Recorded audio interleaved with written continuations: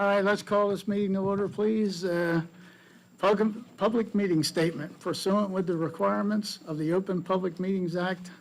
Adequate notice of this meeting has been published in the Burlington County Times and the Courier Post on the 18th day of January 2026, and the Pine Barrens Tribune on the 16th day of January 2026.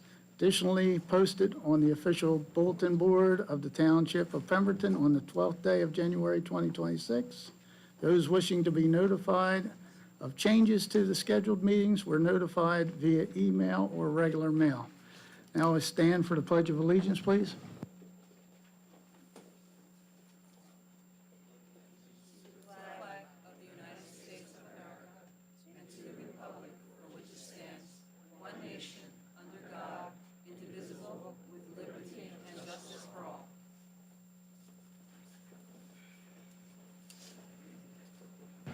All right, roll call, please.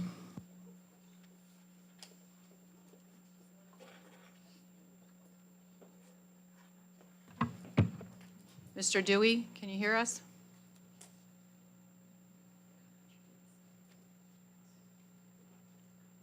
Mr. Dewey?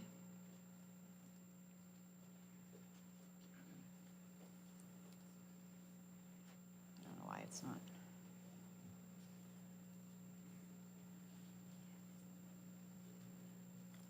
Mr. Dewey is present on audio, on the Zoom, and he said he can hear us. I'm going to see what I can do so we can hear him, because that's necessary for the meeting.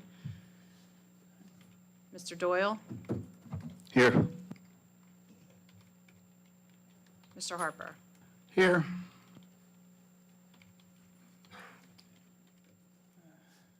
All right, meeting's called to order. We're going to start off with a presentation by the mayor. Mayor, you have the floor. Do I have to?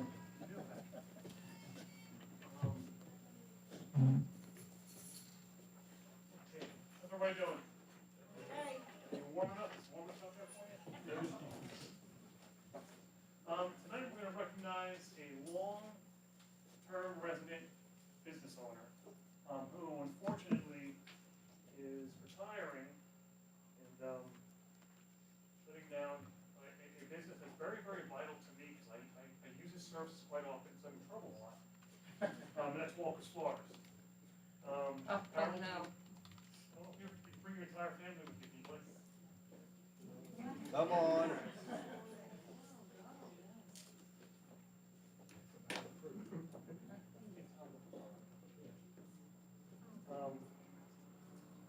I just want to say thank you for all your years of service to the community. 52 years. That's a long time. And it's been very valuable service to us.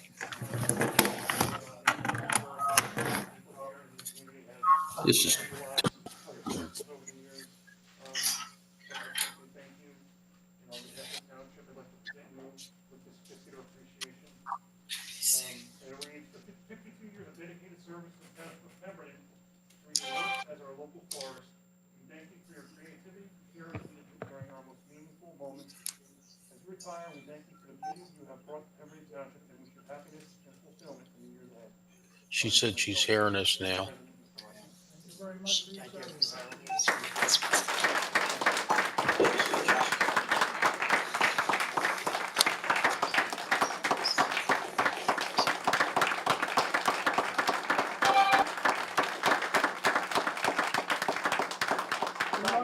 Probably you really do need a family shot.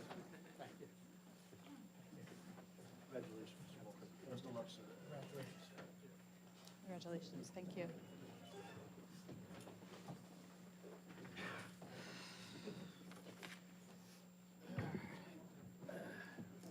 Okay, just to confirm, Mr. Dewey, can you hear us now? Unmute yourself, please. Can you hear me? We can hear you clearly, thank you. Okay, thank you. Are you hearing us? Yes, I am. Thank you. Yeah. All right, Mr. Solicitor, do we have anything for closed session? Yes, Mr. Council President, we do. A couple items to cover. Should only take about 10 minutes. All right, need a motion to go into closed session? Guess the motioners tonight will be limited, huh? Need Yes. a motion to go into closed session. I second. Mr. Doyle? Yes. Mr. Harper? Yes. Mr. Dewey? Yes. Thank you. All right, folks, we'll be right back. Turn on.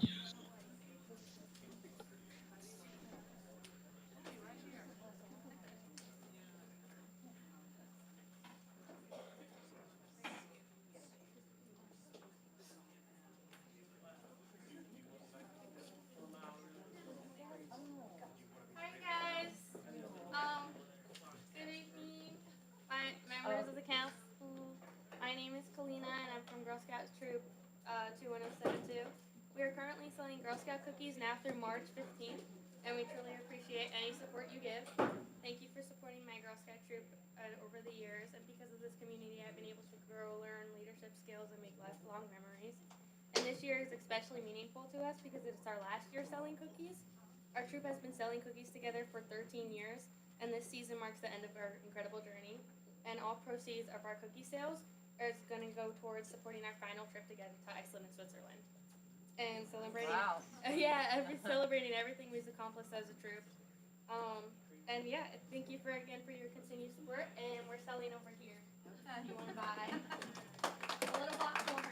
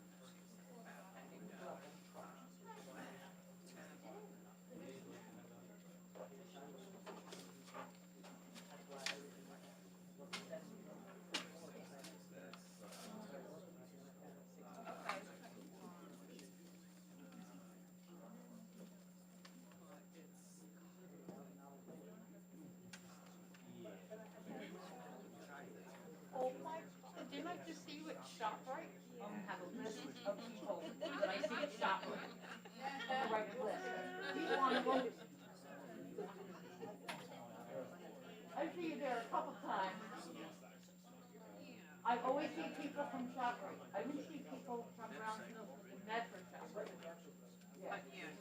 The other day I saw my neighbor. I'm like, I love it. I love it.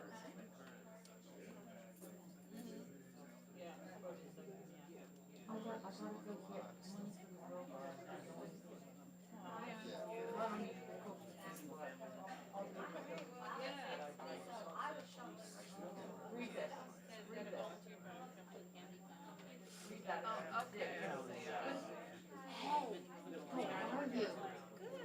We're gonna have to start a club. ShopRite, Brownsville ShopRite Shoppers Club. I always see everybody at the ShopRite. Good to meet you. Did your husband used to do basketball with kids? No.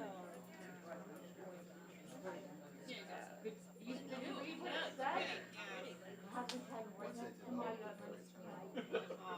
because when I come here, everybody wants to get out of their not you guys. It's all good. I know what you mean.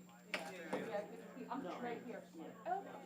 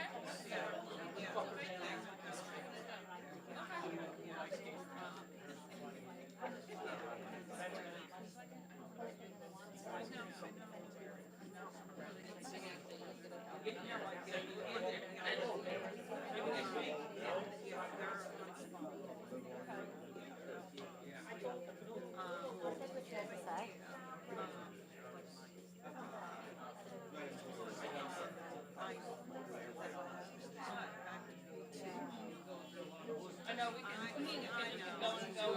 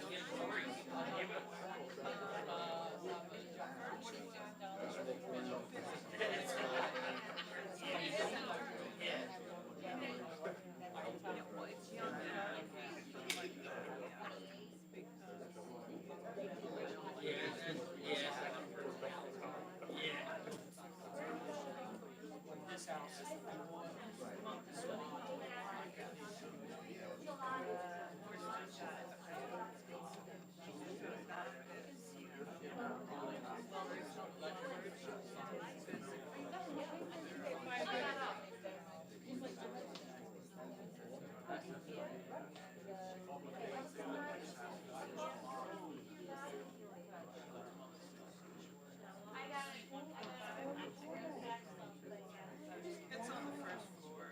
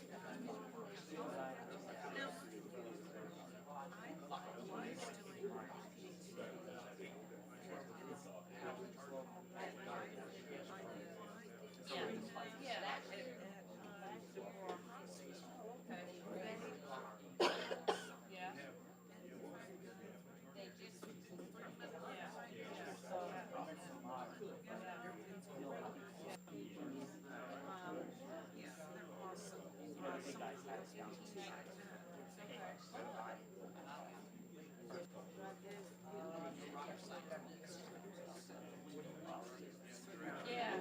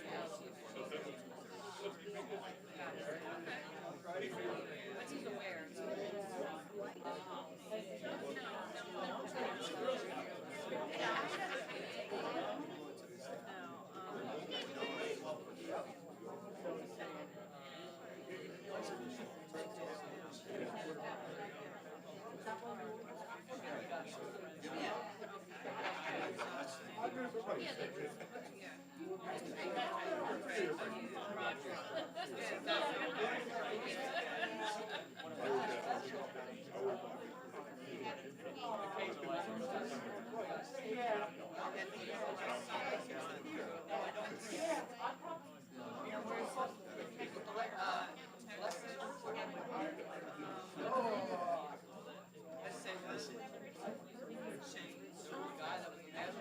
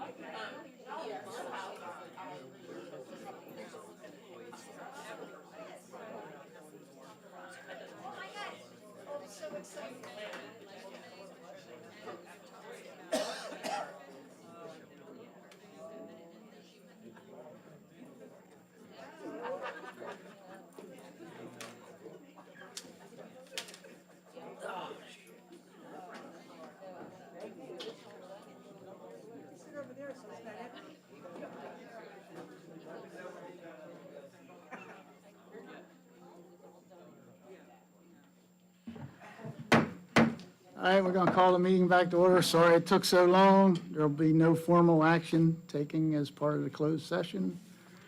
Next is public comment. The council's intention is to preserve the level of respect, courtesy, and civility required to successfully conduct a public business. In this regard, the council should be addressed during the public oh, man, I'm going to have this word. Participation. There you go, thank you. As a collective body and not individually. In order to respect the speaker's time, council members will not engage in dialect or debate with the speaker. However, the council members should feel free to ask the speaker a question or questions once recognized by the council president. For the purpose of clarification, council members can offer comments on the speaker's remarks once the speaker has concluded his or her comments in their allocated 5-minute time frame. First person up.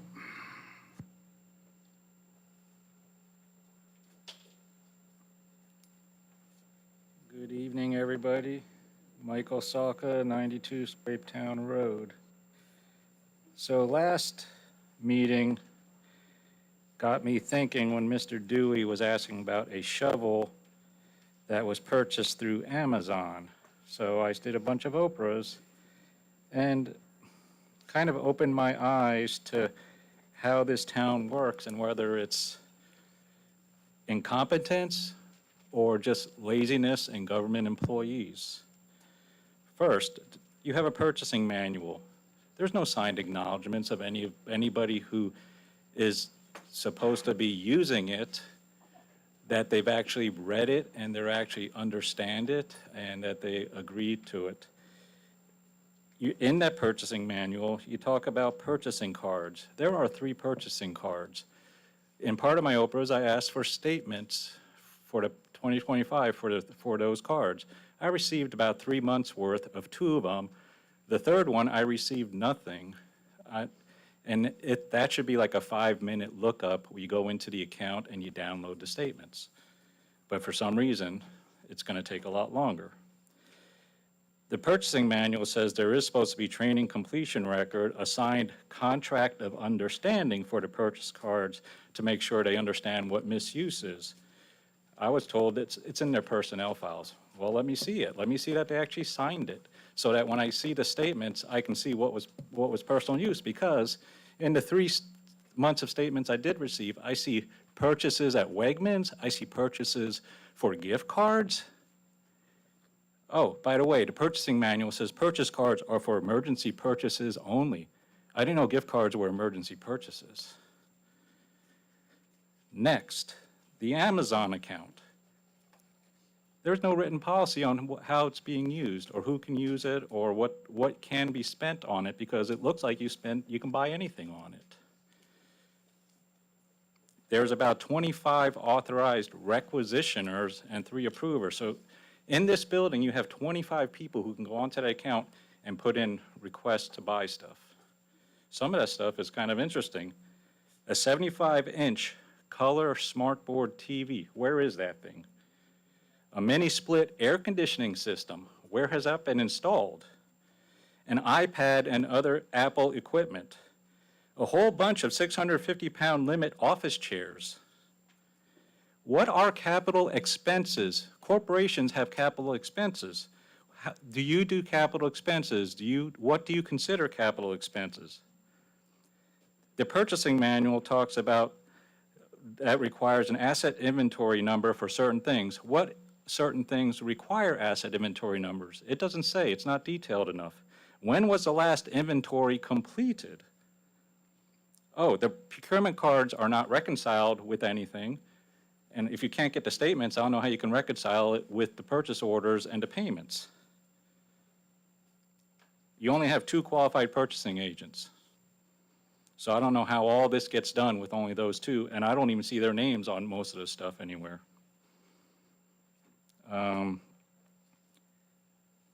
Next is the $167,000 that was spent on this flock gunshot detection system. Where did that money come from? Did we get a grant for it?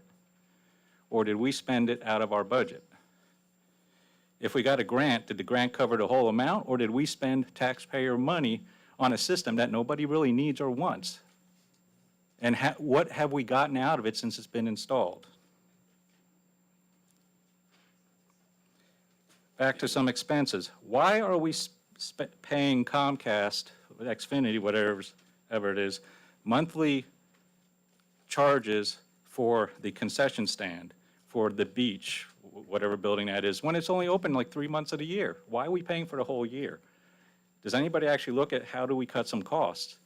Why does a concession stand need to pay Comcast every month of the year $200-some? There's other buildings like that too that are only used a few months of the year. The rest of the time it's closed. Still, are we cooking the books? Mr. Dewey asked about a shovel on Amazon. I asked for the whole purchasing record for Amazon for 2025. There's not a single shovel on it. Where does he see a shovel? But what I'm given from the Oprah request, it's not on there. Did somebody try cleaning up stuff out of that before they gave it to me instead of giving me the whole thing? Next, the whole business administrator. I don't even know why she's still here. Don't know why she wasn't fired when she caused 2 of the lawsuits for the way she treated 2 of the people in her department. So I don't even know why she's still here. Did anybody do a background check? Did anybody check her past municipality she worked in, the lawsuits she was involved in there that she caused? Thank you, Mr. Salka. Mr. Salk, I can address the one thing that you brought up immediately right now without doing any research, and that would be the gunshot detection system that was through a grant. The chief is here. Sir, I believe, didn't we have the first grant expire or something and we had to redo it? Can you refresh my memory on our conversation about that, sir?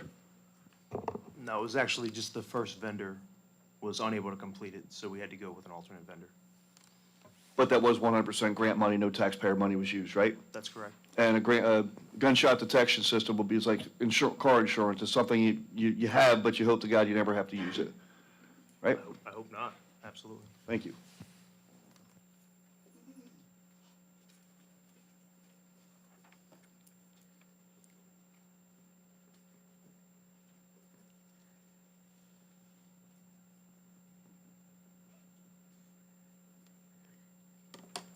Good evening, Mayor, Town Council, and residents of Pemberton Township. My name is Marty Grafwenger, and I am the president of the BMIA. We have a fabulous community center located on 40 Arbutus Street, built in 1953 by our members, including some of my very own family members. In 1966, we sold the building to the township for the sum of just $1, ensuring it would be available for everyone to use, and we're very proud of that. Before I get into the rest of my remarks, he said that there's internet at the refreshment stand. Concession stand. Oh, well, the BMIA does not have internet. We'd be interested in that. That would make our life a lot easier. All right, getting back to this.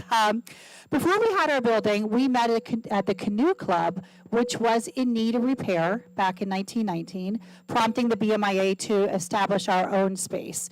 For a long time, productions and performances took place there. I'm excited to announce that on February 22nd at 2 p.m., we will hold a local history expo. We'll have the original bills of sale for the land here, old medication prescribed by Dr. Buzansky. Notable groups like the Pemberton Historic Trust and White Spogs will showcase their collections, along with Mr. Joe Anderson, our local star, who will have a special surprise piece of township history that we are very excited about, and I'm not going to tell you what it is. Only Joe and I know that. You'll have to stop by on February 22nd to see what that is.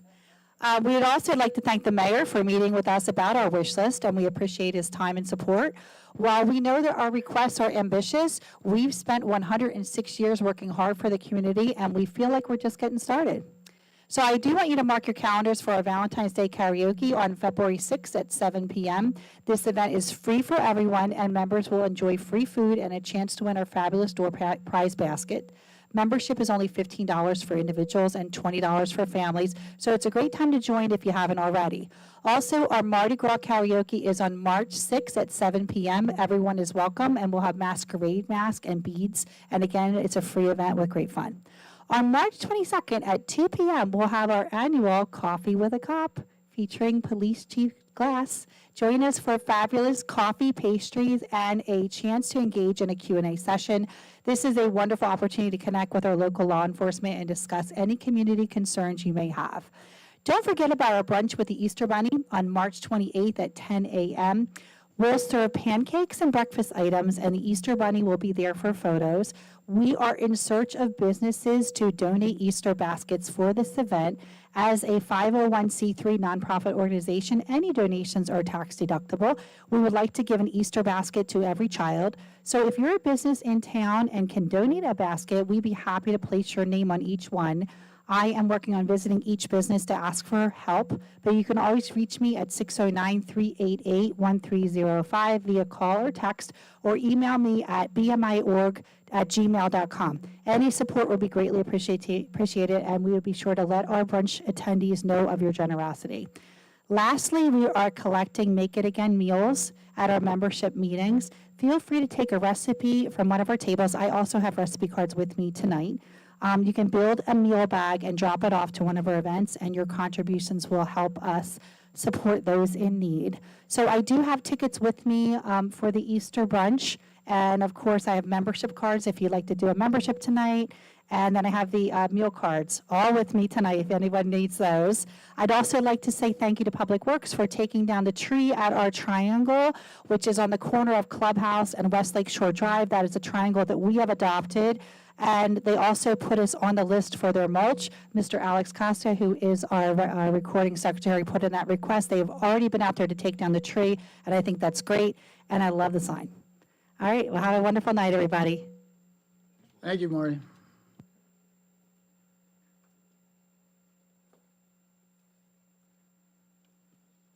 Evening, everyone.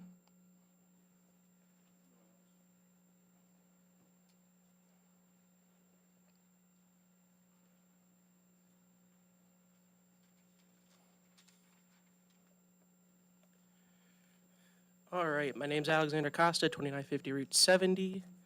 First and foremost, thank you to Public Works and all street crew personnel for the county and state for taking care of the roads during this past winter storm. It's always great to see a clear white road when it's all said and done. Secondly, I think it would actually be pretty beneficial to have trackers on the plow trucks and then allow residents to be able to track where the plow trucks are so people can see, are they coming in my neighborhood next? Or I think it'd be a pretty cool idea. I'm thinking every day. First and foremost, I want to get started on the resolutions. 44, 2026, how many refunds will there be? And how much will the total amount of refund be? For 45, 2026, how much will this agreement be? And how many years will this be in the contract? 48, 2026, I did a little bit of research into this influent pump, and it's a very critical piece to the sewer plant from what I could gather in information online.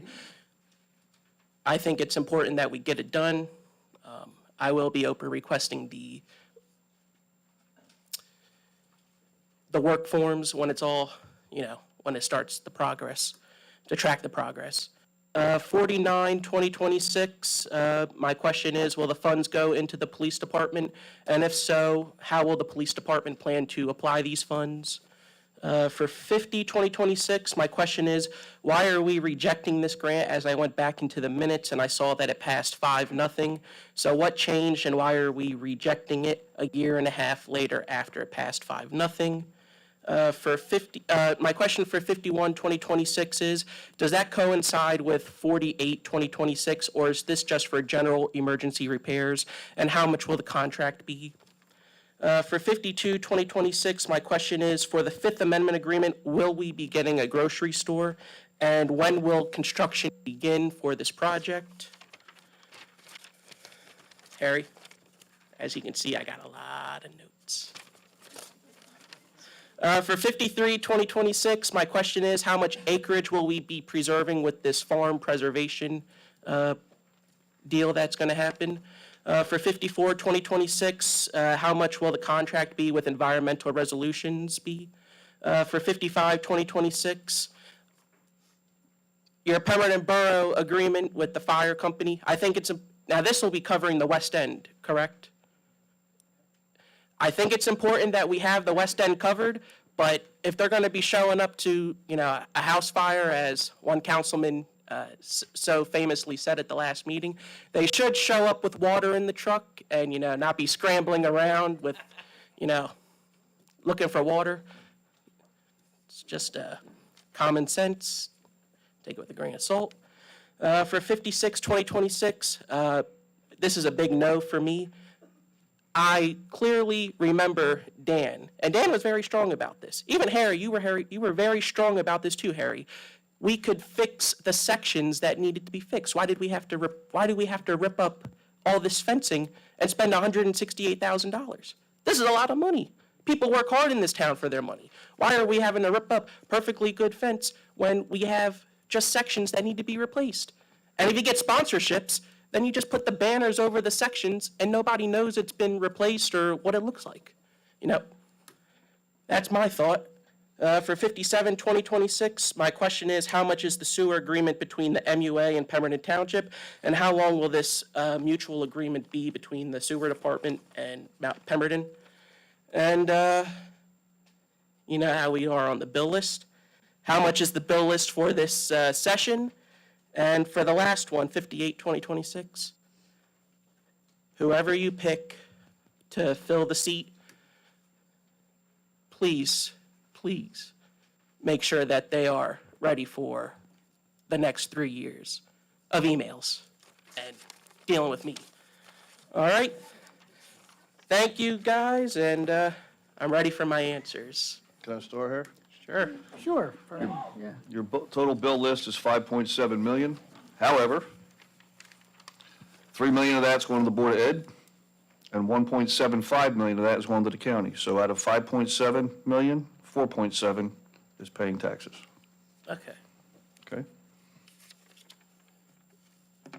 And I'll start here, pick out a few. 57, 2026, so everybody knows that's being pulled tonight.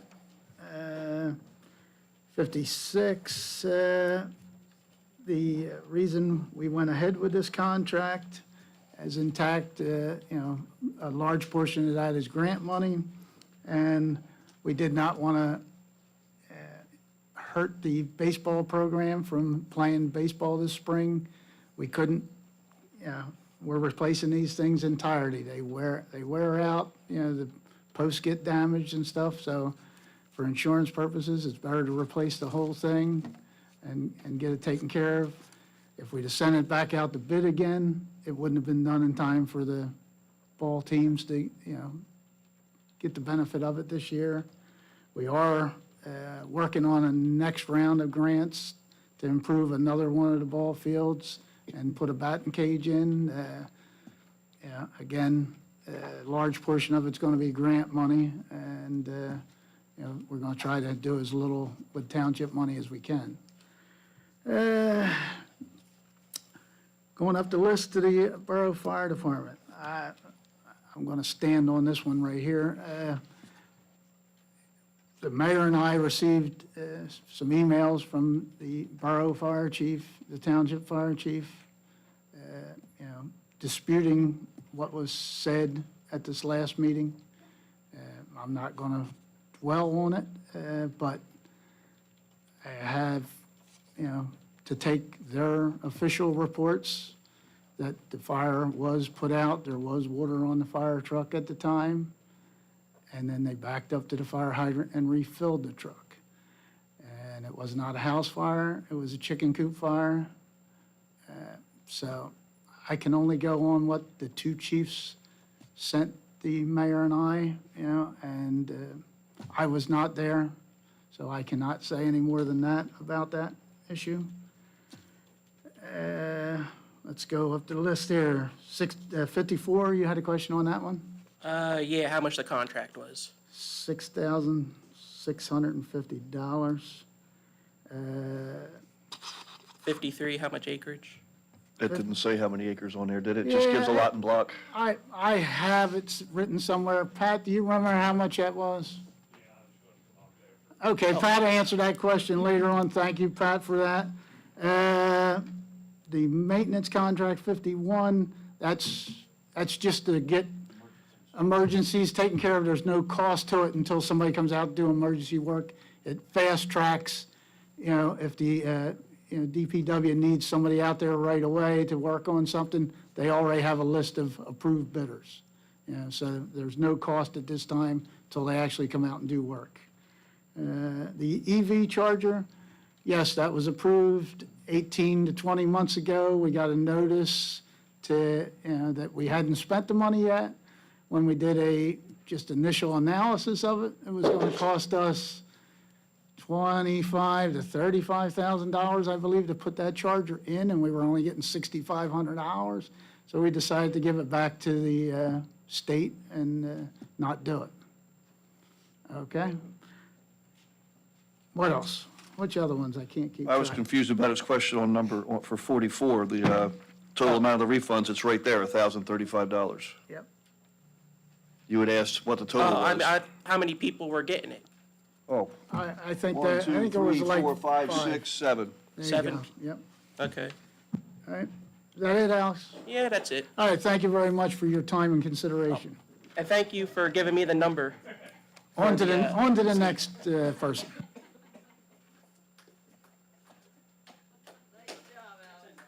Yeah.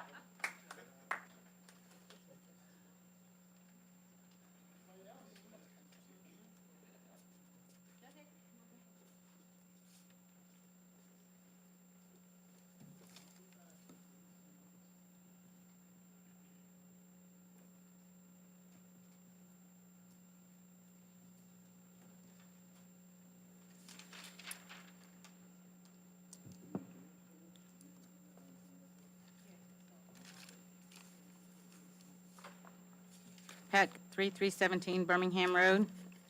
I'm going to miss Walker floors. They're really fantastic. and he was in business for many, many years. I know I used it for the many years.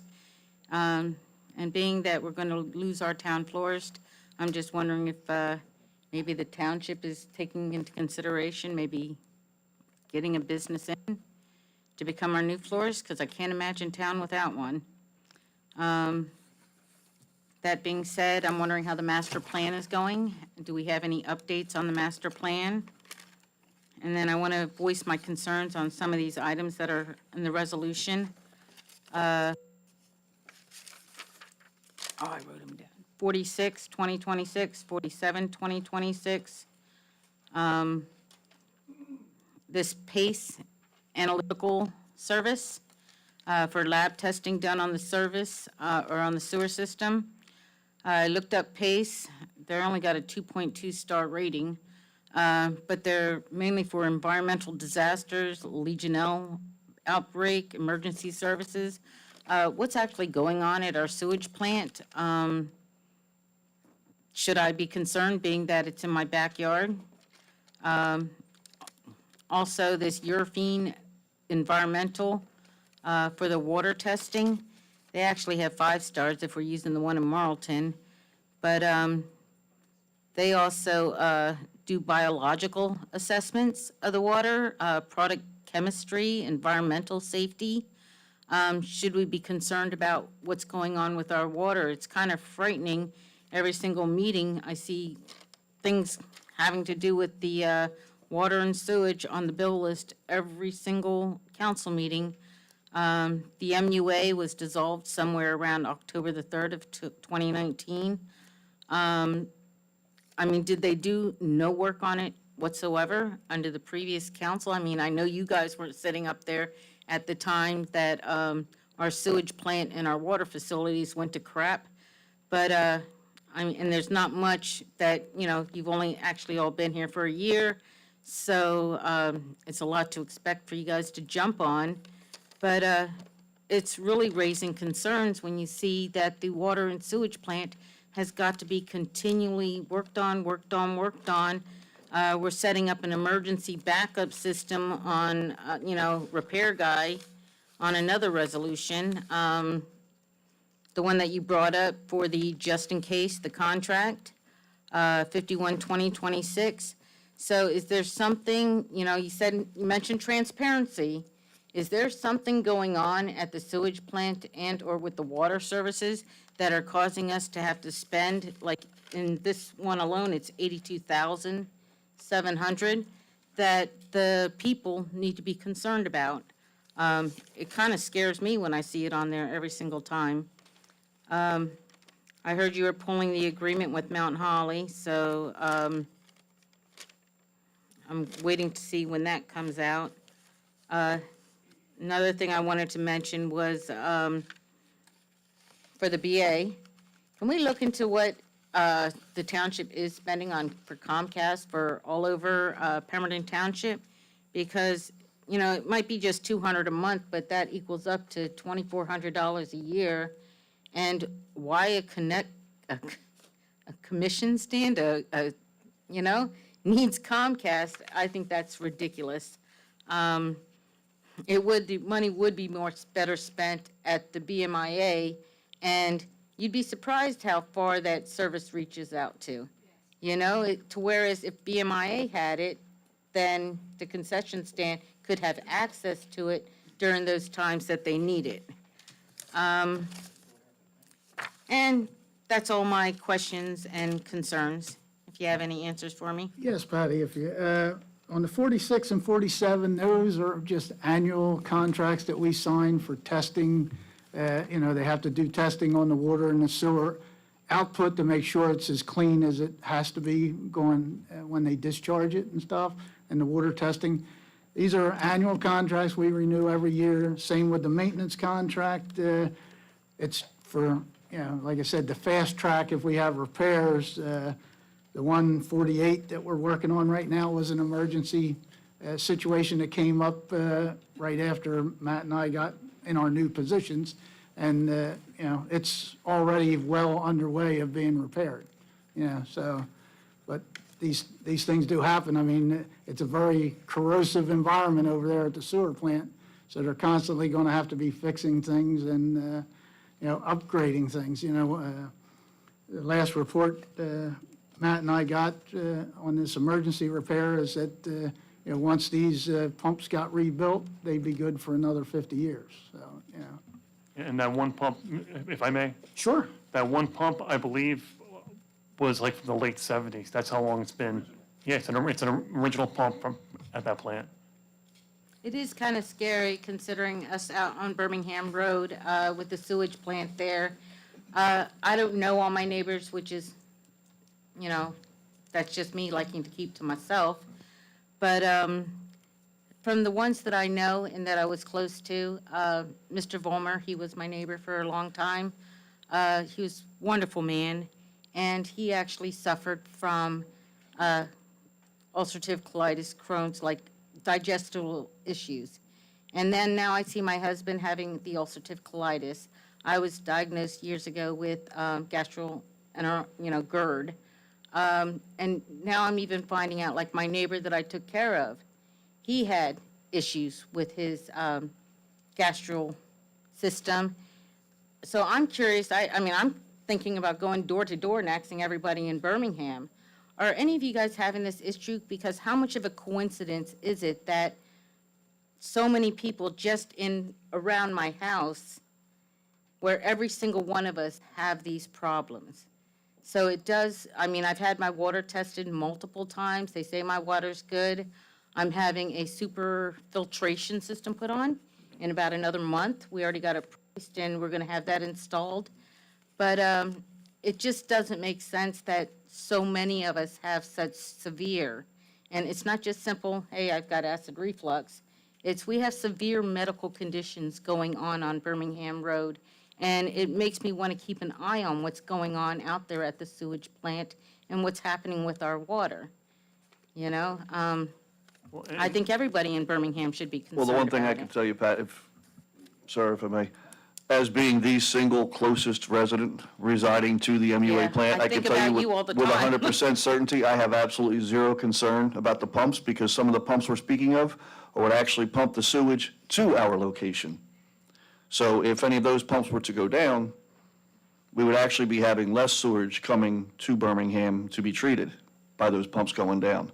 It's nothing to do with the pumps that discharge it anywhere, it's pumps coming in. Don't you So- find it weird that a lot of us have medical problems out there with our, I do Yeah. know, I also live across from the only chemical plant we had in Pemberton Yeah. Township, so you might want to consider that as well, but since I'm not glowing right now sitting here, no, I don't have any concerns.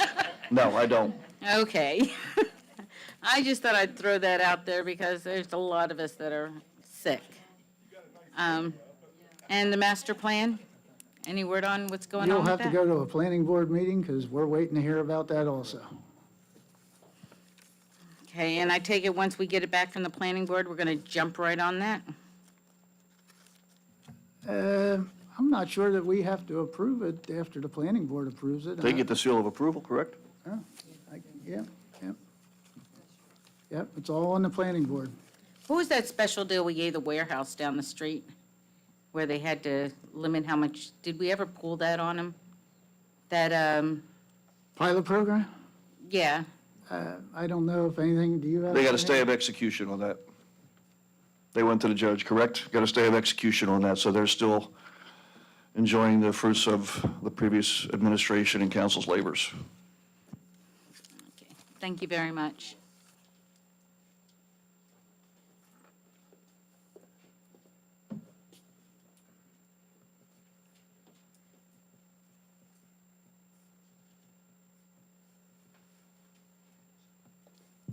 Hi, Marie Reynolds, 46 Horizon Road. Just a couple things.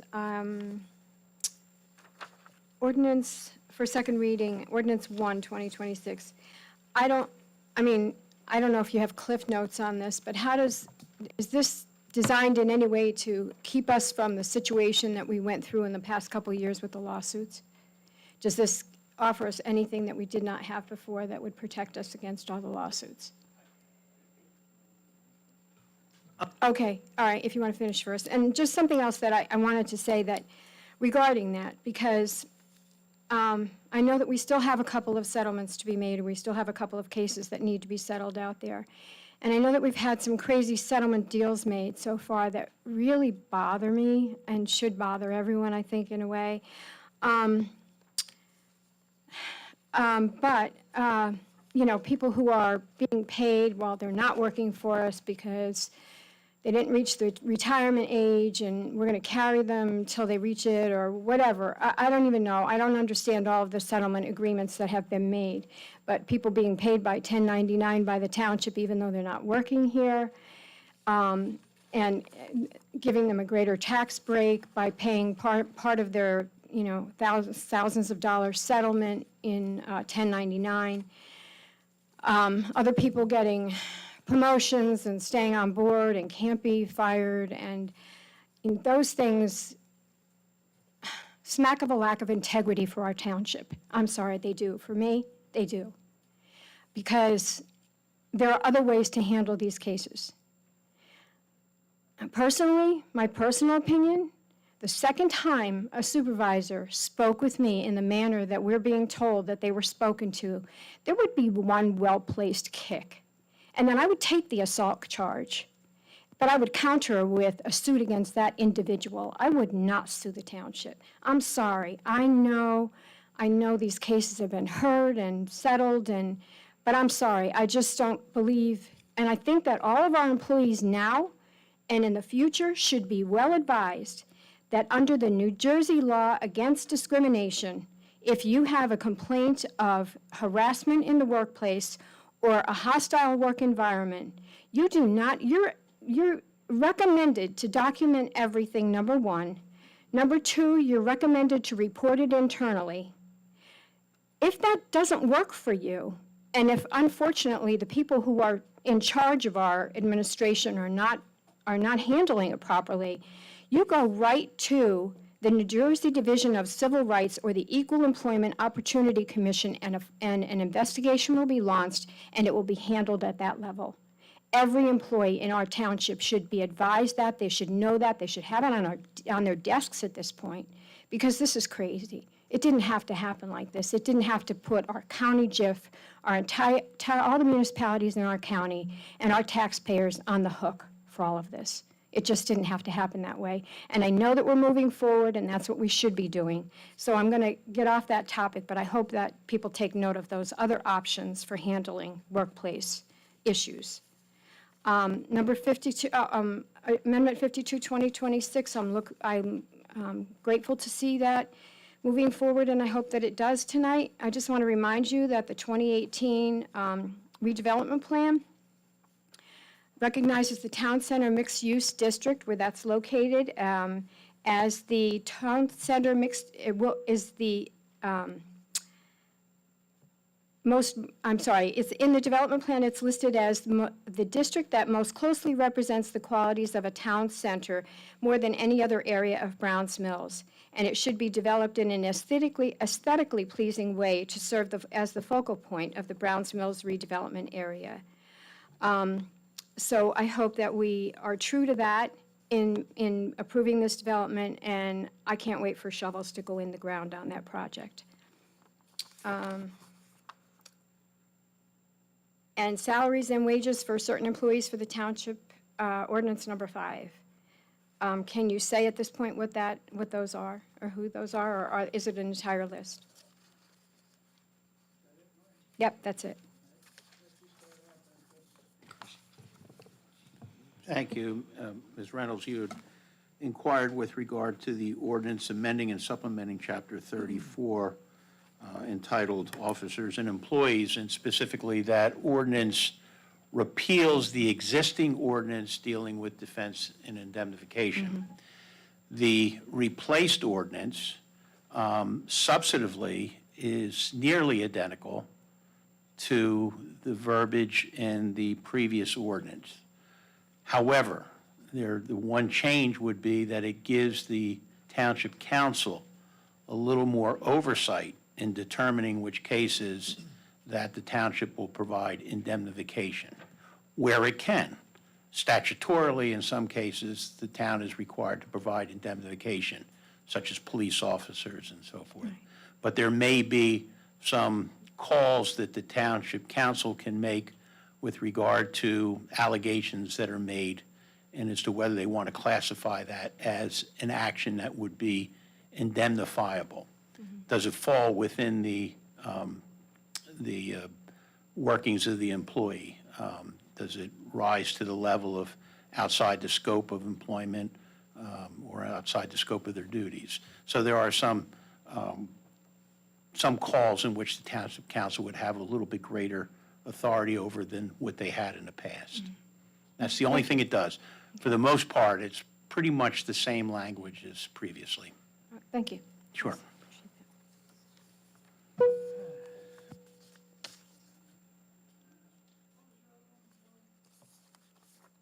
The other one was on the 15. salaries and wages, ordinance 5. Yeah, there's a list. That is It's a list. Okay, so Yes, we just ma'am. wait for that to come out for, Well, we could go down it, but there's a bunch no, of I them. don't want you to go down it. Okay, Yeah. thank you. All right. Good thing you're not Mr. Costa. Anybody else? All right, seeing no further. All right. All right. He who hesitates is lost, you know.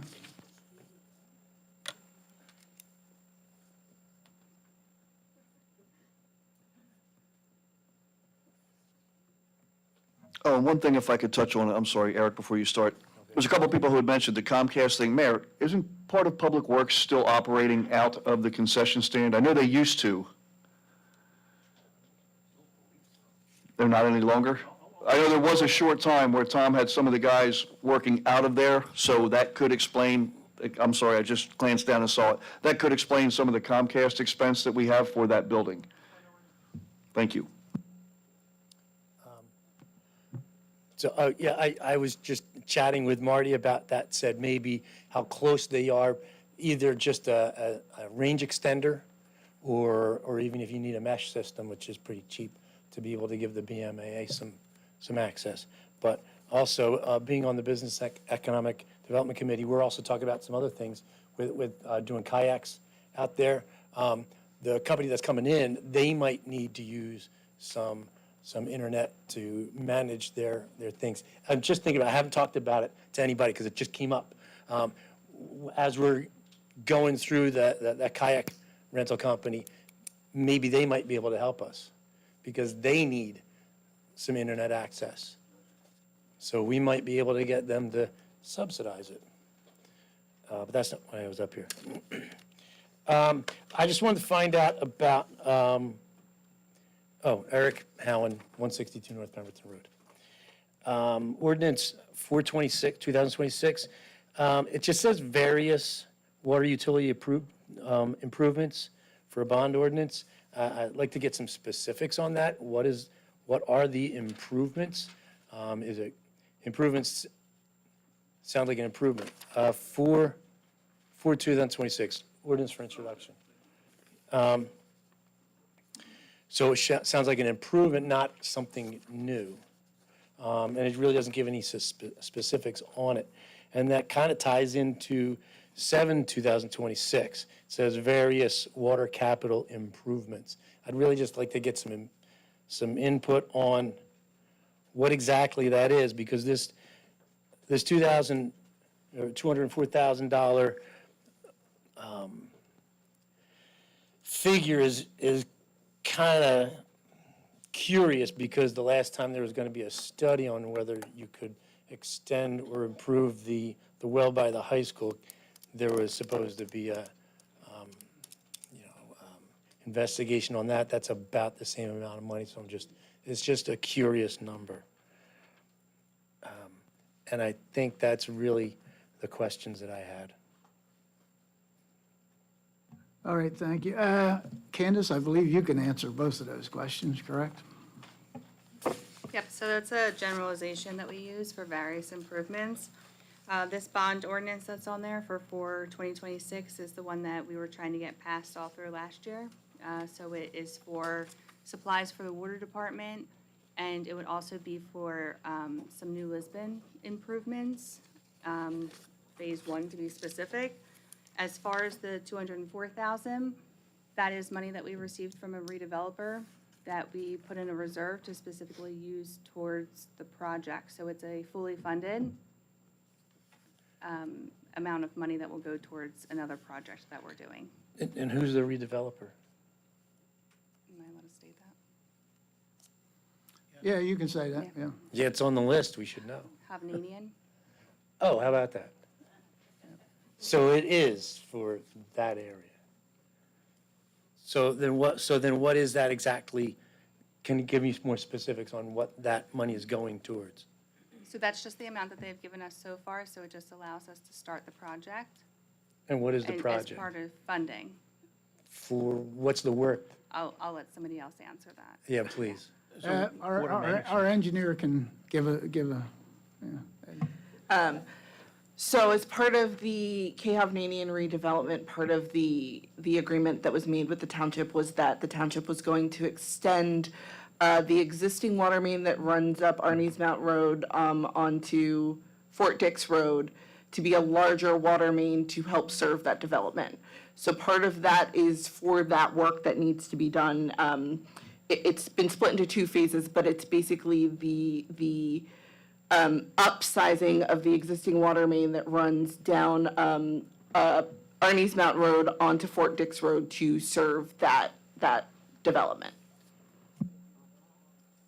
So this is for that work or just for the study for that work? It is for that work to be completed. Okay.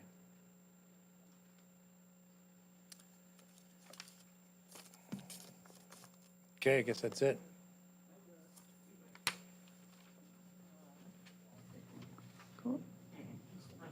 cool. Yes, sir. Yes.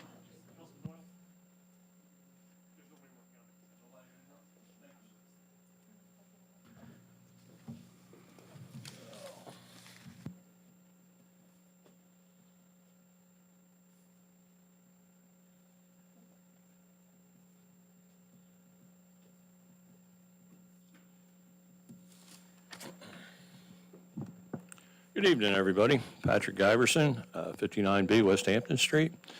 I'm glad Mr. Howland brought that up. I guess my first question with that is, I thought that we were out of this and this was going to be on borough for supplying this water. So apparently that's not the whole case there. Once again, you don't have the water on that side of town to begin with. From my understanding, the well at the high school cannot supply this either. So I don't know where we still don't have a water supply issue figured out for this development. Once again, the cart is 3 miles in front of the horse on this whole project. It's ridiculous.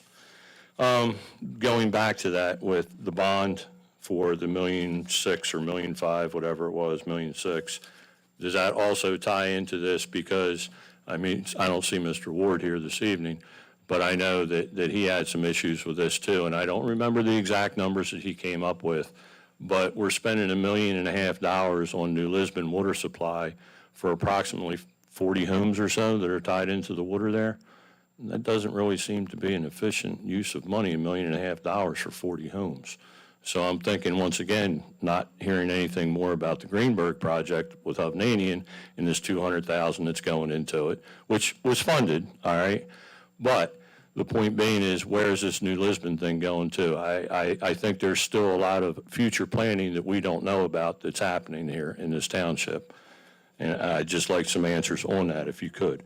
I do appreciate the EVs being dropped, the chargers, because that's another green new scam deal that was ludicrous to begin with.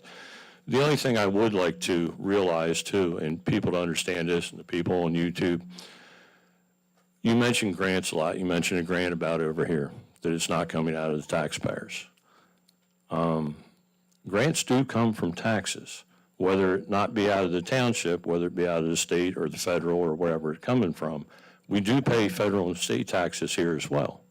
So grants are not free as people think they are. So I just want that. People seem to think that the government is a business that makes money. It doesn't. It comes from taxpayers. So I have an issue with grants sounding free all the time. They're not free. Somebody paid for them somewhere, whether it be us in the township, or it be the state, or it be whoever.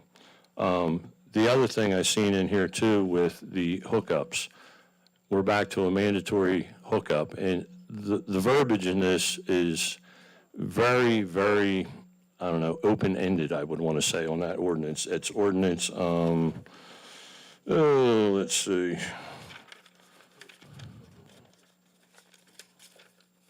No, wrong one. Ordinance 2, 2026, the water requirement hookups. That from time to time, when water mains go by, that now you're required to it. So you might have a house and happy with your well, and there is no water main in front of your house. Now the township decides to put a water main through. Now you're a mandatory connection to that water main. That's how I'm reading it in here. All right, but that's how it's, if you're reading it the way I'm reading it, that's how that sounds, okay? And that's all I had. It's mainly about the water issues, which once again, we have issues with drought conditions. We don't have water supplies that everybody thinks we have, and we keep pushing for these developments, which also goes to, yes, time to time, pumps go down, and we have an antiquated sewer plant, and we're adding 345 homes to that system, and we're going to have more expenses going forward in that too. Back to the other question that was brought up, and I do appreciate the mayor jumping in on that, and we corresponded on this preservation, and I talked to council members as well. Approximately, give or take, for Mr. Costa, 25 acres. About 22.14 or 19, I believe, is actually in blueberry production. The other part of that is buildings and outsheds and a house. And there will be, as the way it is set, about a half acre will be exempted from that preservation. And this is through a state preservation, not through a county. Thank you. All right, Pat, I'm happy to address every issue you have. Harry, I have many. Well, as far as for the, let's go to your favorite one, the Greenberg Farm. Yes, the borough, we've signed a contract, we now are in the construction phase. We have to tie in their water to what our piping is going to be. So that's what we're doing. They are supplying the water, and they say they can supply the water to the whole development.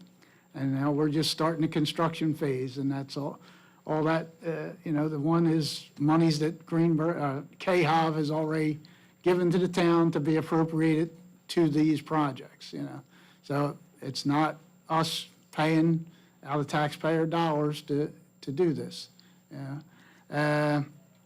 The other project, New Lisbon project, yes, I mean, I'll agree with you that it's not the best spent money, but we've already done 2/3 of this project, and to not tie it in with the new piping and put new meters in at the two county facilities next door so we can get our correct water money from them instead of not getting any money from them,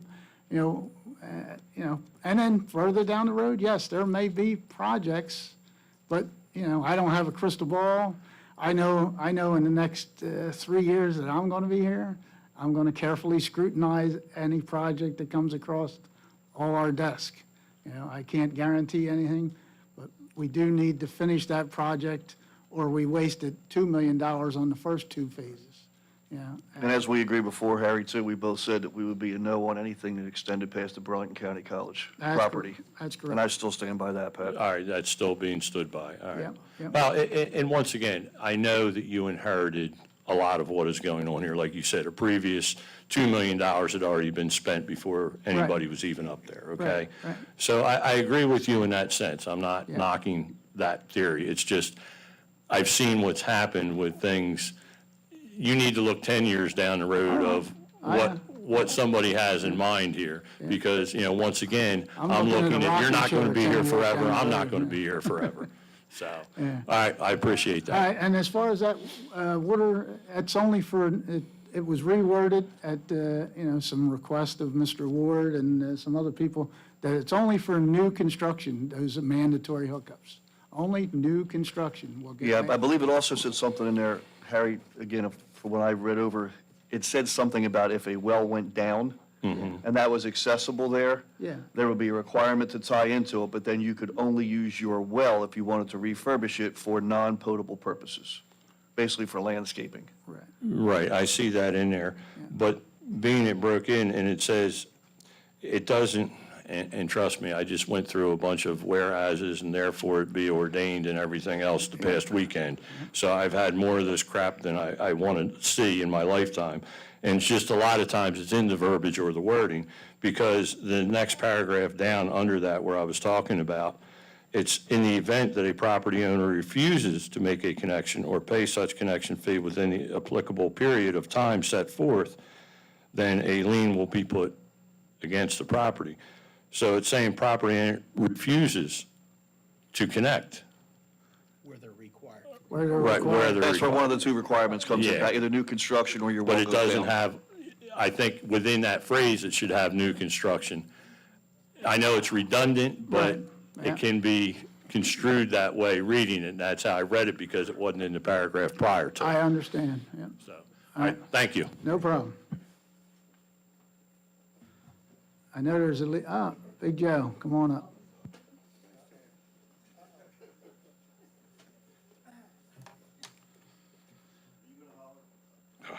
Not in the beginning.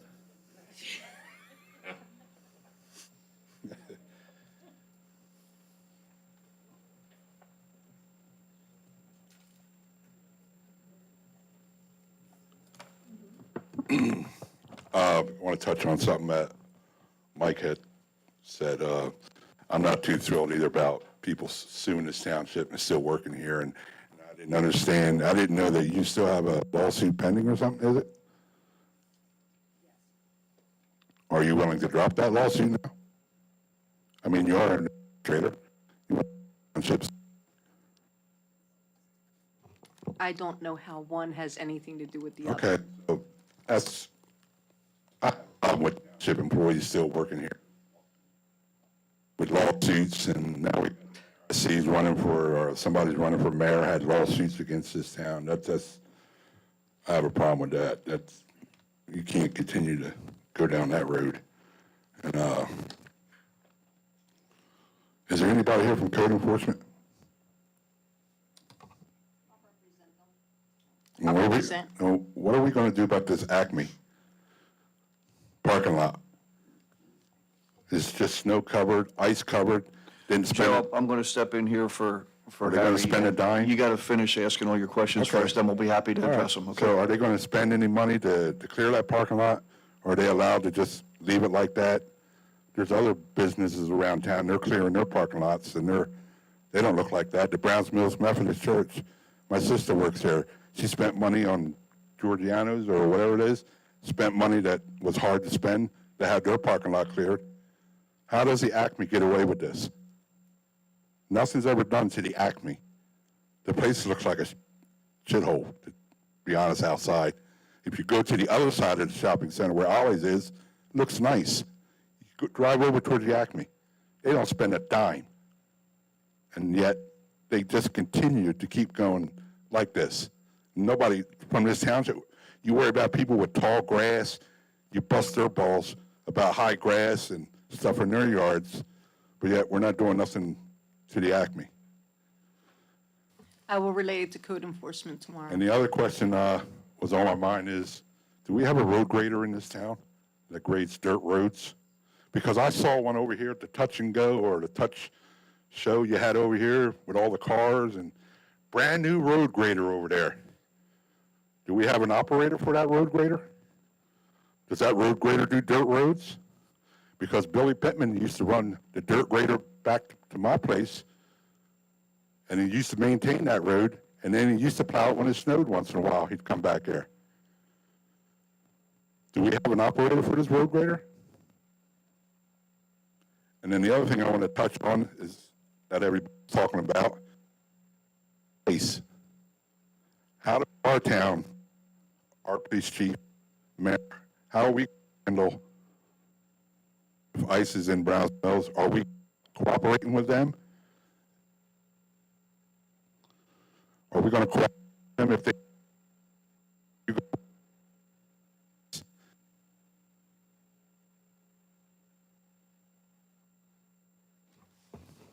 So the police departments in the state of New Jersey are actually prohibited by Attorney General's guideline from providing any type of assistance that way. You're What if talking they about- ask you for it? If you're talking about immigration enforcement Yes. assistance, every department is prohibited from that. So what's your position, Matt? It's not that. I'm gonna ask the That's- chief not to respond to that question. It's not up to the chief. He responded, the Attorney General guidelines will determine what the police department can and can't do. Okay. All right. I would like an answer on that road grader. Do we have an operator for that thing or not? Or it's just going to, there was snow on it? Joe, we have 2 road graders, and Brand, I saw it over there. yep, and I know they have more than one operator.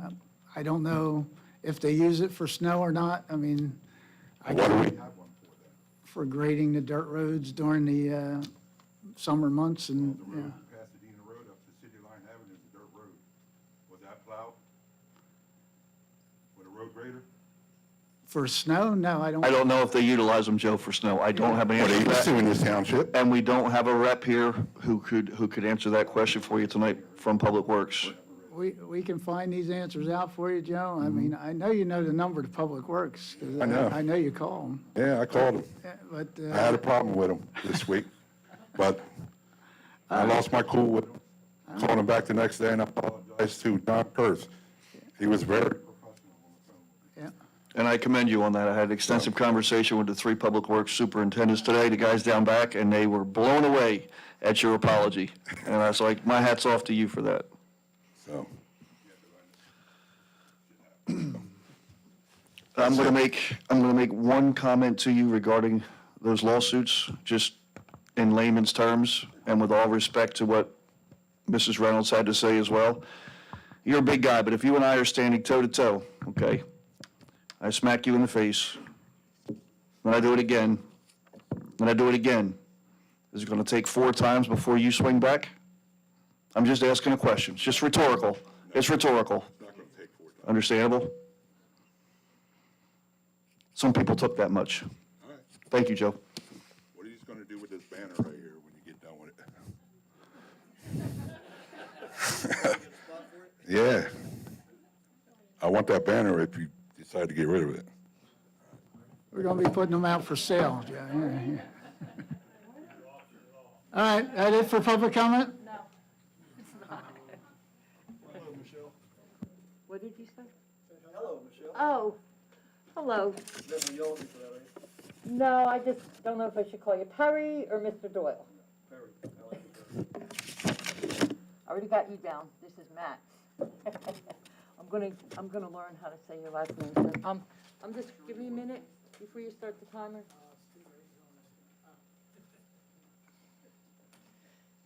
Man loves to fight with me.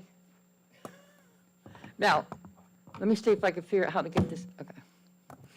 Because somebody said if you hold it in your hand, it kind of ruins the sound quality. Yeah. I had my whole plan, then this came. Okay, so this ordinance, I just want to double check for this water lines, which, we allowed to talk on this as a separate item? Is this the second reading, or? Both of them, both, which one's which? Number 9 is the second reading, you'll have a chance to comment on it. All the ones under number 10 are just introduction. No, I'm talking about the ordinances, gentlemen. Mrs. Foreman, the ordinances that were on the back table are up for second reading, so those will come up again for public comment. Tonight. Yep. Tonight, Yep. yes. Okay, I know everybody says, of course, it's an ordinance, second reading, but once in a while, they say I can't come up and talk on some of these. Sometimes it does happen. Okay. Not often, just want to double check. Okay, so on this, I would just want to say this ordinance looks totally different, but I'll talk about it to you later. I know for sure that they said that the borough was only going to be able to provide water for 5 years. I know I remember that. I got much more to say about this later. Okay. Now, just wanted to say that to the residents of Pemberton Township, who went to the meetings for the Country Lakes Pole Bridge development, and we were able to fight them off, and they voted it down. We were also able to fight the marijuana farms, and they voted that down that night, which I couldn't believe. You probably don't remember. Well, you probably do remember. You have a good memory. Yeah. With Mr. Gardner. I couldn't believe that they voted that down. So we escaped that. We escaped disaster there. We got 2 farms preserved instead of having warehouses. This is a big victory as far as I'm concerned. I just want to say that at the zoning board, my zoning board meeting, there were a few residents here. I'm so proud of the residents over in that area by Helen Fort and Newcomb School. Okay, they came to the zoning board meeting. I was there as well. And I hope this is why it worked out this way. I hope the zoning board members took credence to the feelings and the disruption and the, anyway, I hope they took the residents into consideration when they voted the solar panels down, acres of solar panels in these residents' backyard. And let me tell you, that was a big victory, okay? And I thank the zoning board for voting the way they did. They voted that down. Now they can't do solar panels in their backyards anymore, as far as I know.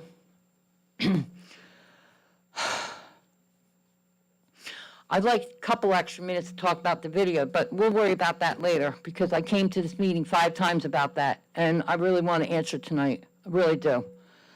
I want to thank Chief Glass for being here because I was praying, oh my God, we need an officer in this room. Maybe some days it's calm, some days it's not. Well, now we got the the chief of police here, so welcome. Thank you for being here tonight. The police officers, not the chief, but yes, he doesn't mind coming either, I don't think, but the police officers, when they're back here, they always say they don't mind coming. So I'm so glad that he's here. It's always just a little security, safety for the residents. We feel a little bit safer with you here. I do anyway. I don't know where Josh and Dan are. Dan Dewey's not here tonight? Oh, hi, Dan Dewey. Hi. To the wife. Okay, so, got to say this fast. Community development meeting was meeting, and I missed so many of them because they switch in the date, and somebody told me that they're not mandated to tell us if they're switching the date. They switched it on me numerous times. So I have a message to you and to you to please call me if you're changing the date. Because somebody told me you're not mandated. Do you know if they're not mandated? That's a question for you. Are they mandated to give us a warning that they're switching the date on me? Because I was all ready to go at 5 o'clock the night on the reorg meeting. Well, they said it was canceled, but then I found out the next week that they had it that night.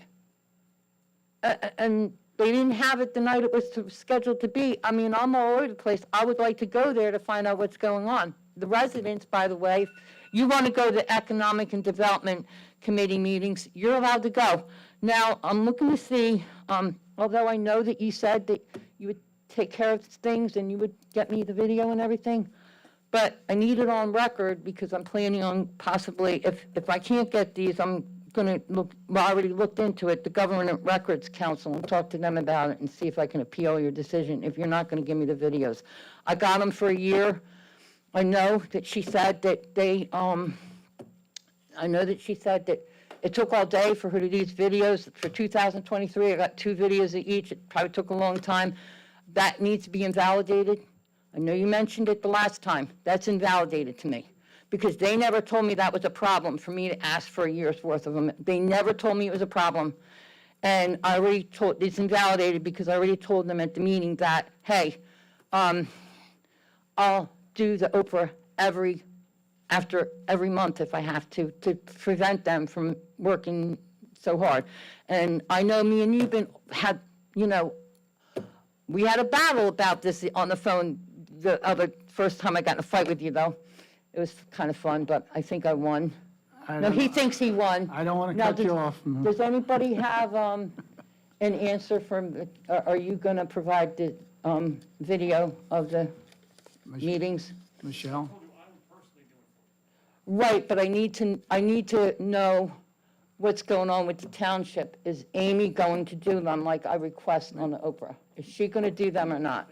I just need to know, yes or Michelle, no. the short answer is, we are not required by law to provide you with videos because there are alternative sources.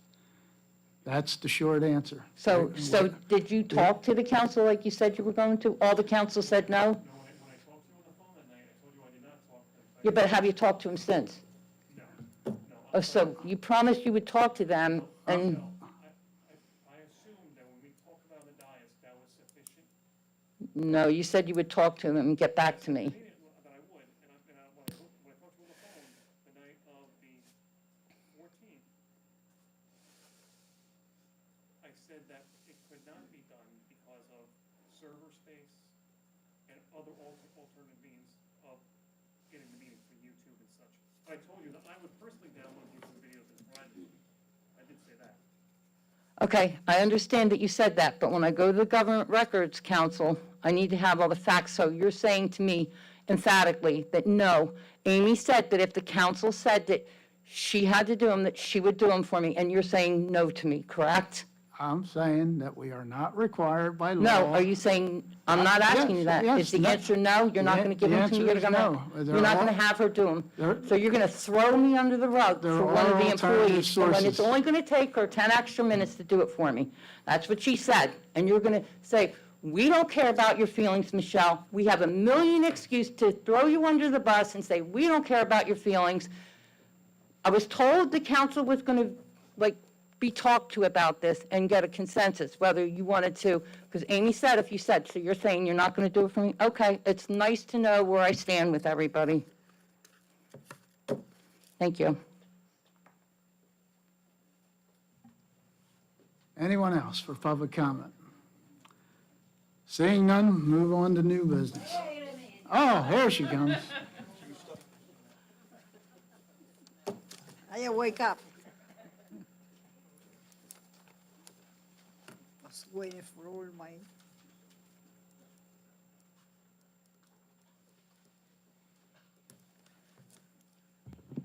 Good evening, everybody in general. I am going to start in reference to the hookups, to the going past that you got a hookup or connection to the water system. Number one, I don't live, or my development doesn't have no hookups, doesn't have nothing. I'm very happy. Now that it's more snow, and guess what? I will have a lot of water. Don't have to worry about a hookup. Okay, making the story short, I know that this has been from the previous administration. They were going to force you, and people came in here and fought about it. And to me, it is, even if I live here myself, where the hookups are, if my well is working, my well is on my property. I don't think the township can come and force me to go hook up, because the township spent all these millions in connection for the water and everything, and they really saw they have a gold mine too. But where they forgot about it, we don't have no gold mine in here. We may have the gold mines in depths. We hardly can survive in here. More lawsuits coming up and down the road, and guess what? We up the creek. I leave that on the side. Okay, second one, I'm going to job as a firefighter in the past to work with Pemberton Borough. Number one, we have residents who are taxpayers, where our commitment as a township is to take care of them. We get in their money. let the borough continue their work. If the previous administration did not close us down as a firefighters and company, we didn't have a problem today. I was one of those in the past. I can tell you the story. Well, I don't want to, yes, everybody will know. Maybe they do not know the true story. I don't have to tell nobody. I keep it up for myself. When people talk about it, don't believe what these people say. Okay, leave it in there.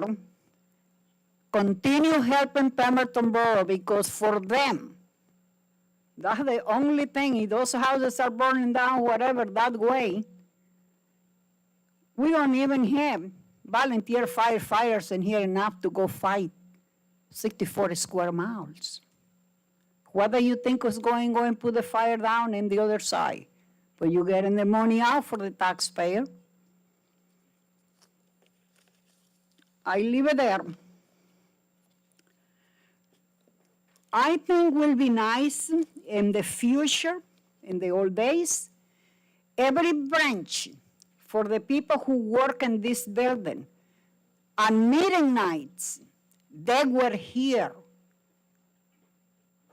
If we got problem with inspectors or the code enforcement, they can be here sitting, they can answer the question.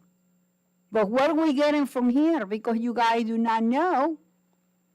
Oh, we will find it out next time. If they can come in here, they stated to me in the past, oh, we got to pay different rate, and their contract doesn't say they got to come in nighttime. No, wait a minute. They work 8 hours, guess what? Work 4 hours here, go back here 4 hours. You don't have to pay nobody overtime. I know the township is paying a lot of overtime in this new storm. That's fine. But our town, where I've been noticed, and I stated in the past here, if the township only alone take care of all their problems, all their properties, keep it real nice. But don't come and harass the poor people, even they have grass, because the code enforcement doesn't know for a garden grass and regular grass. I can tell you why. Because a person got a ticket or whatever. Oh, your grass is too high. How stupid you can be. You do not know the between the garden grass and the regular grass. And I leave it there, and I just hope the second hole, please try to hold it on it and take it away for the people who ain't coming there and get it. That's the only oldest building we got here in town. The least we can show and tell the people. We are in history. Don't sell it. Good night. Thank you, Ms. Phillips. Okay. Got a lot of things to say, but I keep it to myself. I figure out what they're going to do anyway. Anyone else for public comment? Have you been sitting there all this time and now you get up? Okay.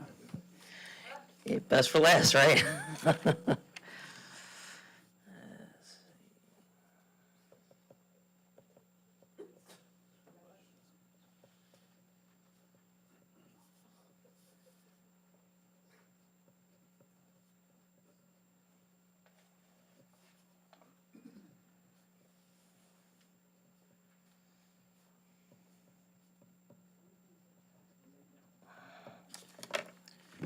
Okay, good evening, council. Have a couple questions on 46, 2026, 47, 2026, and also new business on 2 and 3.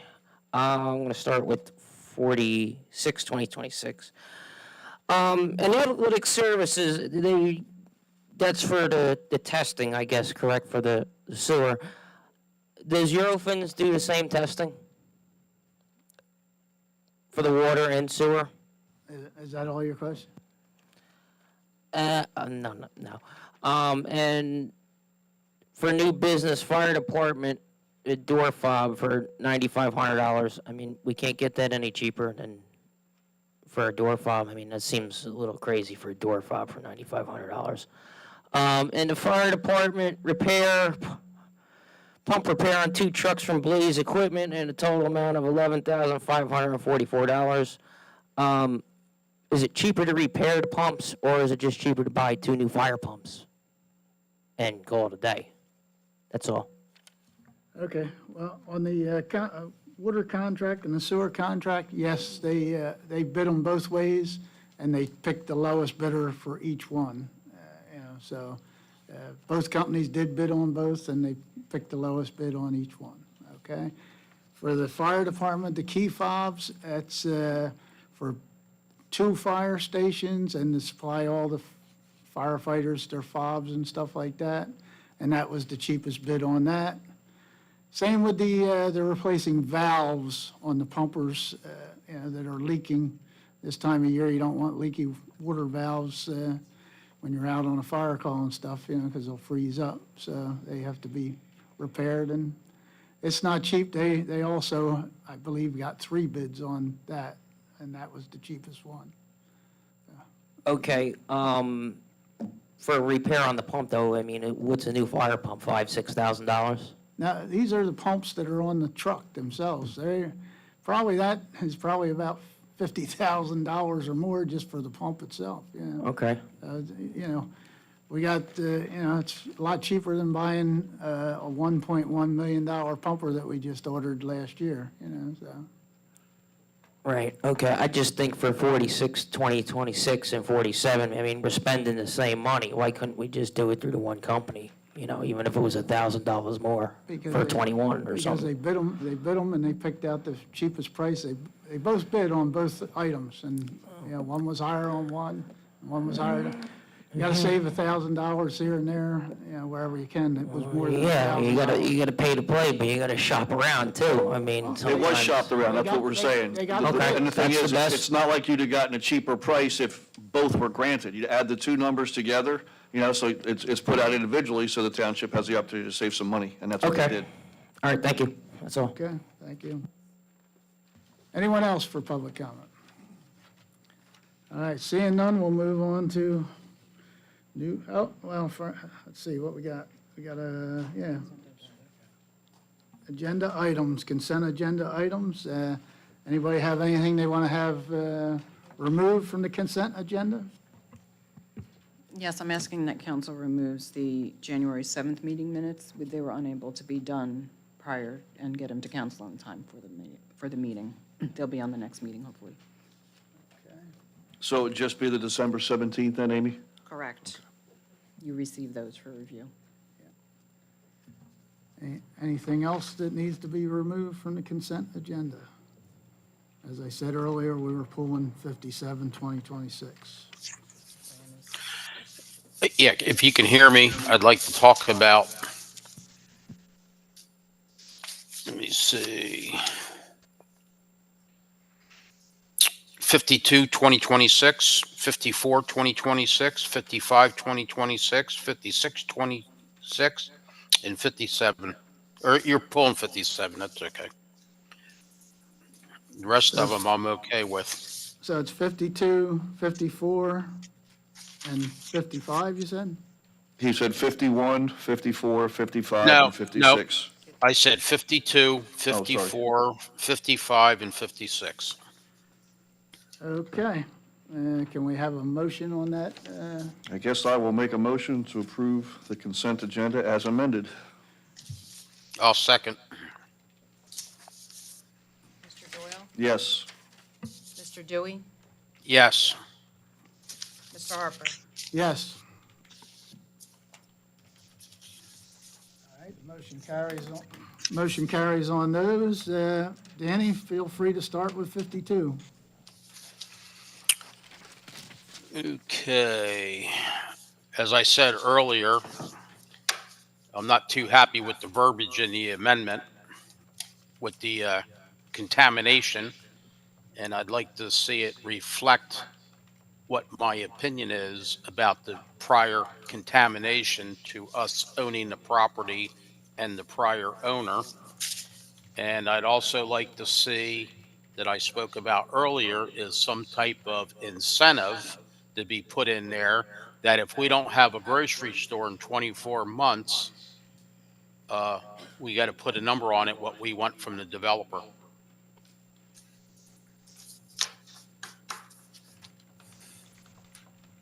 Okay, Danny, your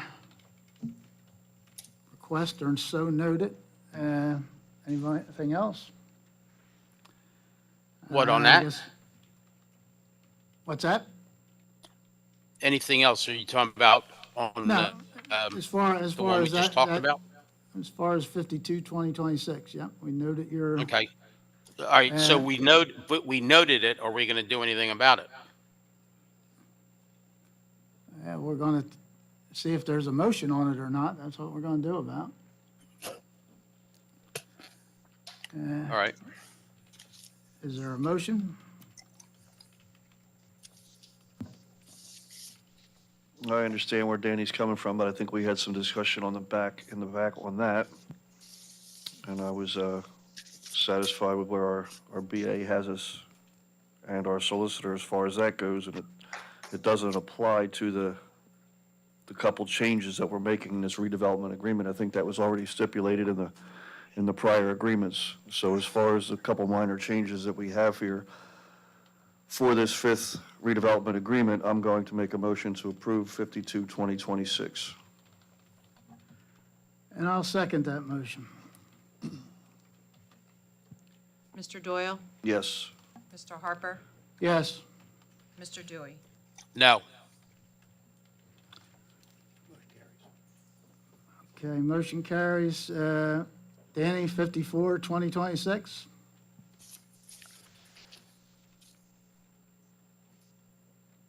Okay.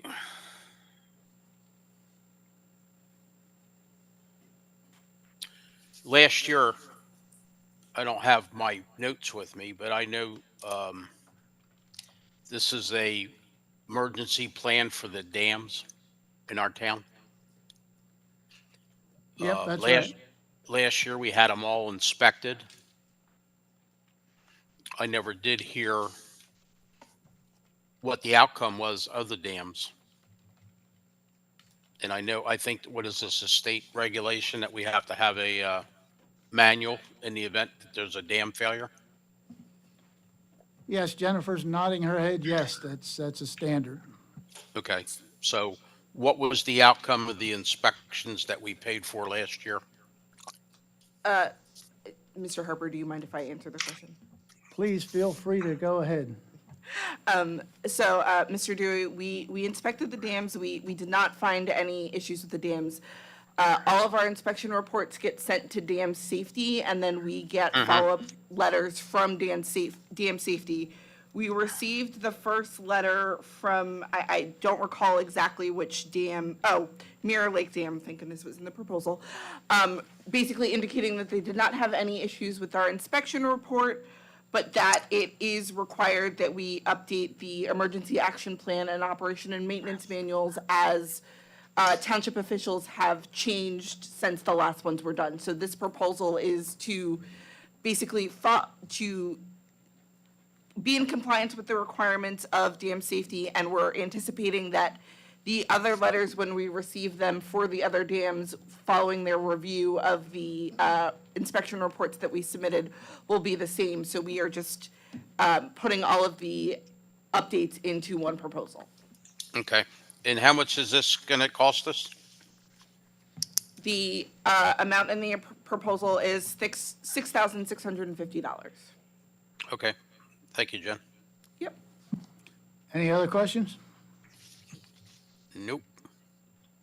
Motion? I'll make a motion to approve 54/2026. I'll second. Mr. Doyle? Yes. Mr. Dewey? Yes. Mr. Harper? Yes. All right, 56, no, 55 is the next one, Danny. What do you got? Well, like I said earlier,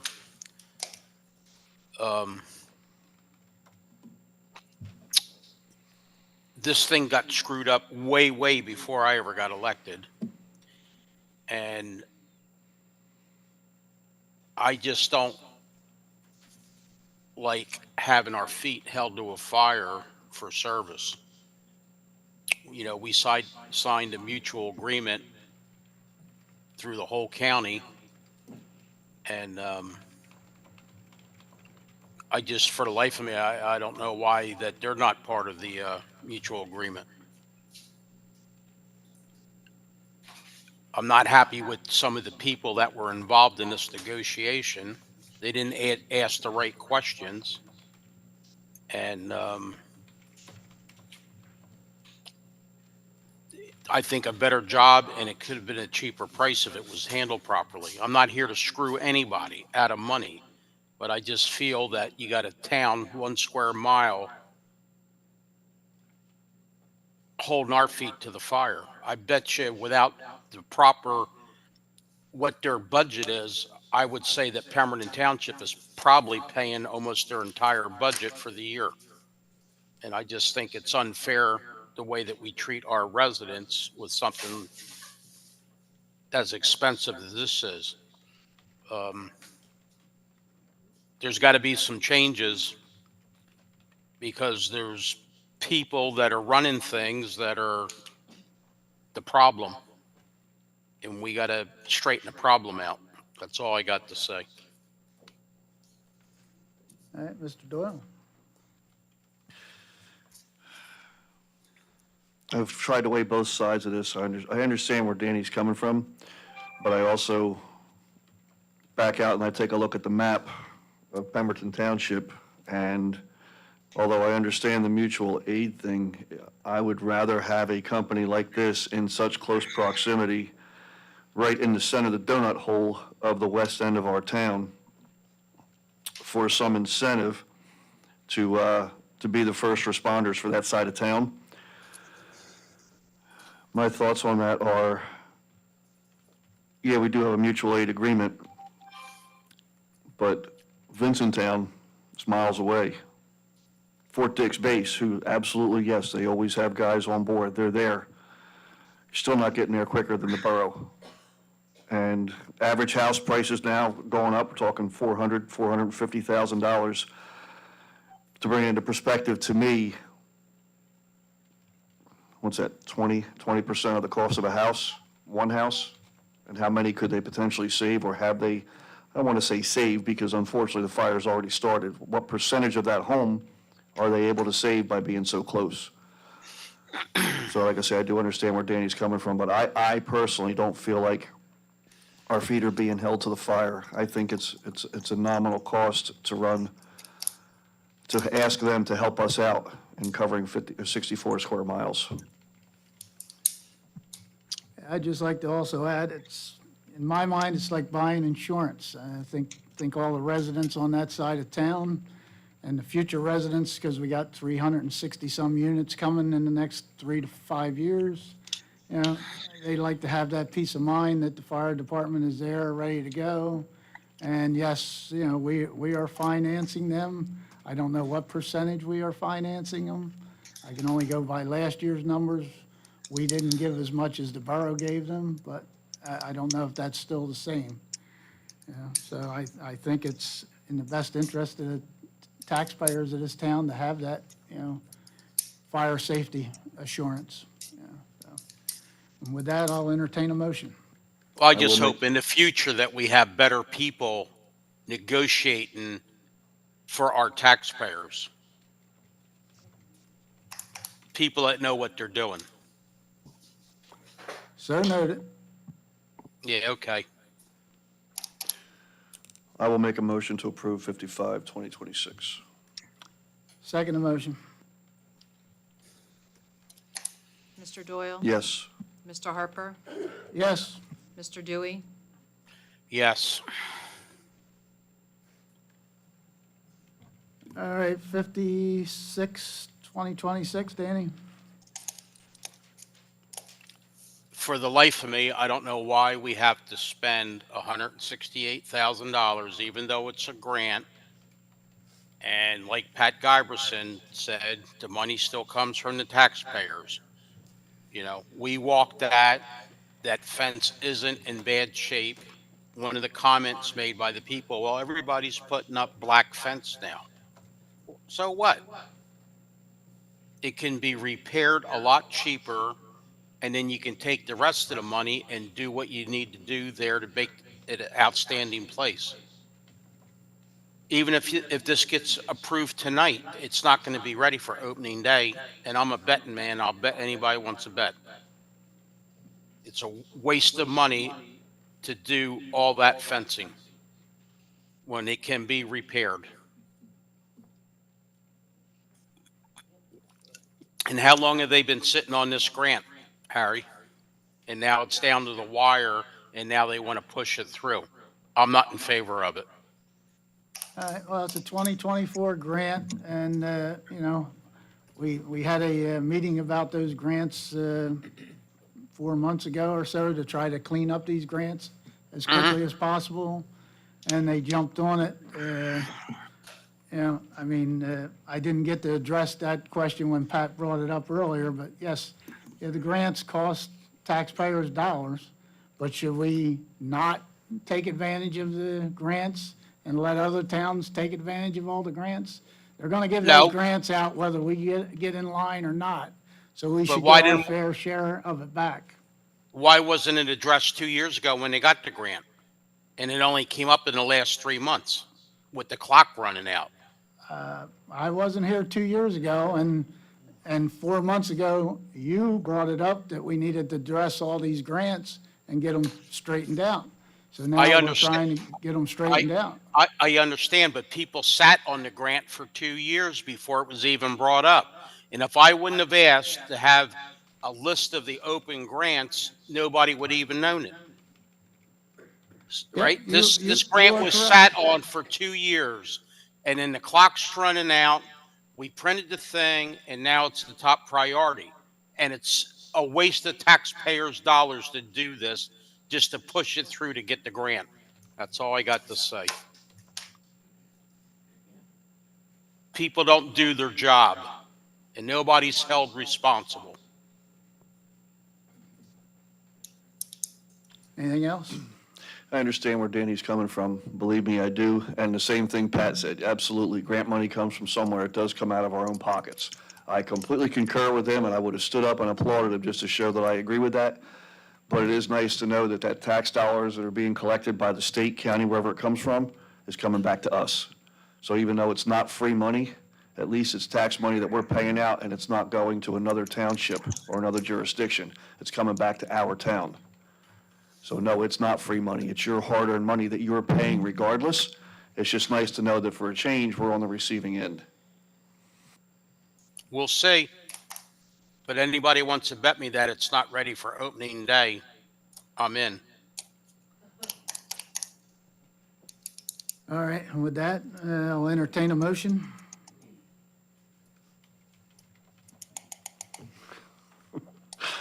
Skeleton crew up here. I will make a motion to approve 56, 2026. Second. Mr. Doyle? Yes. Mr. Harper? Yes. Mr. Dewey? No.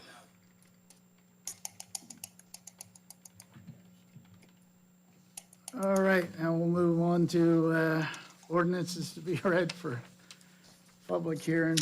We got the second reading for ordinance 1-2026, an ordinance of the town of Pemberton, county of Burlington, state of New Jersey, amending this supplementing chapter 34 of the township's code of the township of Pemberton titled Officers and Employees, so as to repeal Article 5 entitled Defense and Indemnification and replace it with new Article 5 entitled Defense and Indemnification. Open for public comments.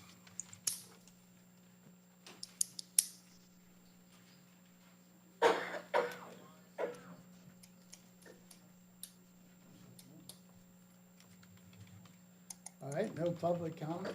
No public comments. Anybody from council have anything to say?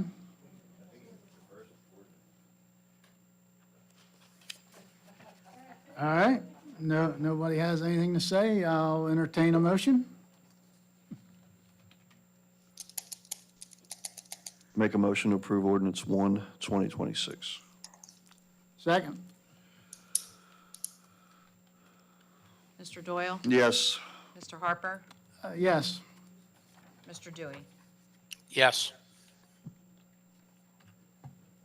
All right, next, ordinance 2-2026, ordinance of the Township of Pemberton, County of Burlington, State of New Jersey, amending and supplementing Chapter 186 of the Township Code of the Township of Pemberton entitled Water so as to revise the requirements for mandatory connections to the township water system. Public comment.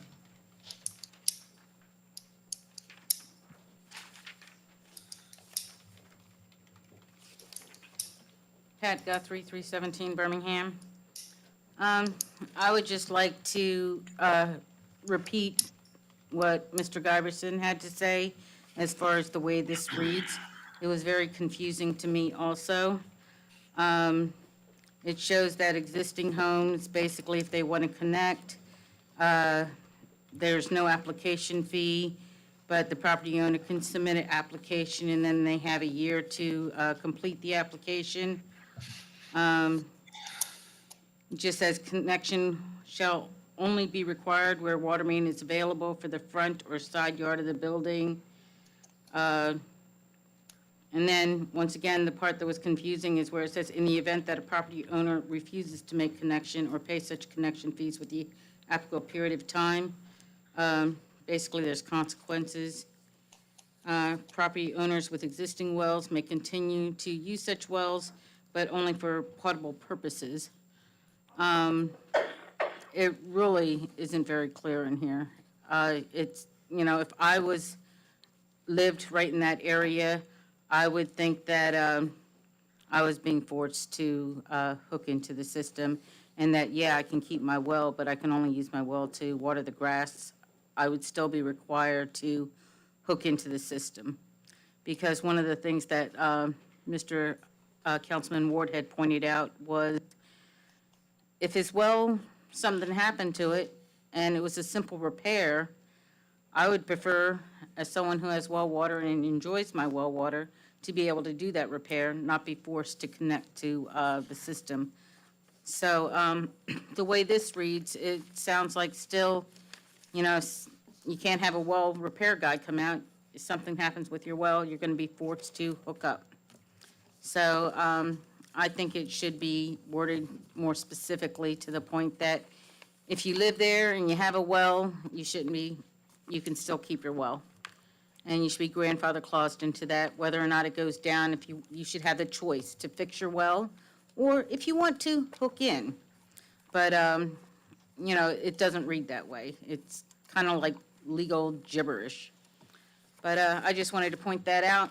And I know this has nothing to do with it, but with that fencing, I hope you guys kind of keep that fencing that you tear down to put the new fencing in, because maybe that fencing could be used somewhere else. So instead of another $100-some-odd thousand being spent for fencing that might be needed in the backyard or somewhere else, we should hold on to it, waste not, want not. Thank you. All right, thank you, Patty. And, you know, like the ordinance now says, you know, only new construction has to mandatorily hook up. But if you have, you don't have to apply for a permit, Patty, to repair a well. So you can repair a well. It's if it goes down completely and your well company would have to apply for a permit for a new well, then you're required to hook up. Just says property owners with existing wells may continue to use such wells for non-portable purposes as long as they are disconnected from the potable water system. It doesn't say anywhere that, you know, everything that I read in the last one, and this one doesn't go into it, did state that if something happened to your well, then you would be forced to connect. That's correct. So, I mean, in the connection requirement, it doesn't state, hey, as long as you've been there and you have a well, it's yours to do what you want to until you make the choice yourself to apply to be part of it. That's how this should be worded, not just, hey, as an owner, you need to submit your application and you have a year to hook up. It doesn't say that, I mean, this is a connection requirement. So I just think it's worded very badly. Like, it needs to be worded better to protect people like, you know, that live in that area where they don't feel like they're going to be forced to connect to a water system that they don't want. And I know the township, you know, being that it costs so much that they want to try and get some revenues on it. I don't think that, I think that they should be grandfather claused in. They should have their choice. You know, they had a well when they bought it, and they shouldn't be forced to connect into a system they don't want. So, but in this is just worded very badly. So maybe if we can fix it, and rest assured, a normal person reading this, because I know a lot of these ordinances kind of is gibberish and you got to try and figure it out. If it just says, hey, your grandfather claused if you live there, and then maybe when you sell, kind of like the oil tanks that are underground, your grandfather claused to have your oil tank underground, but the minute you sell, guess what? That tank's got to come out. That's pretty much how it should be worded, not where it's all gibberish, where you got to try and figure it out. Thank you, Patty.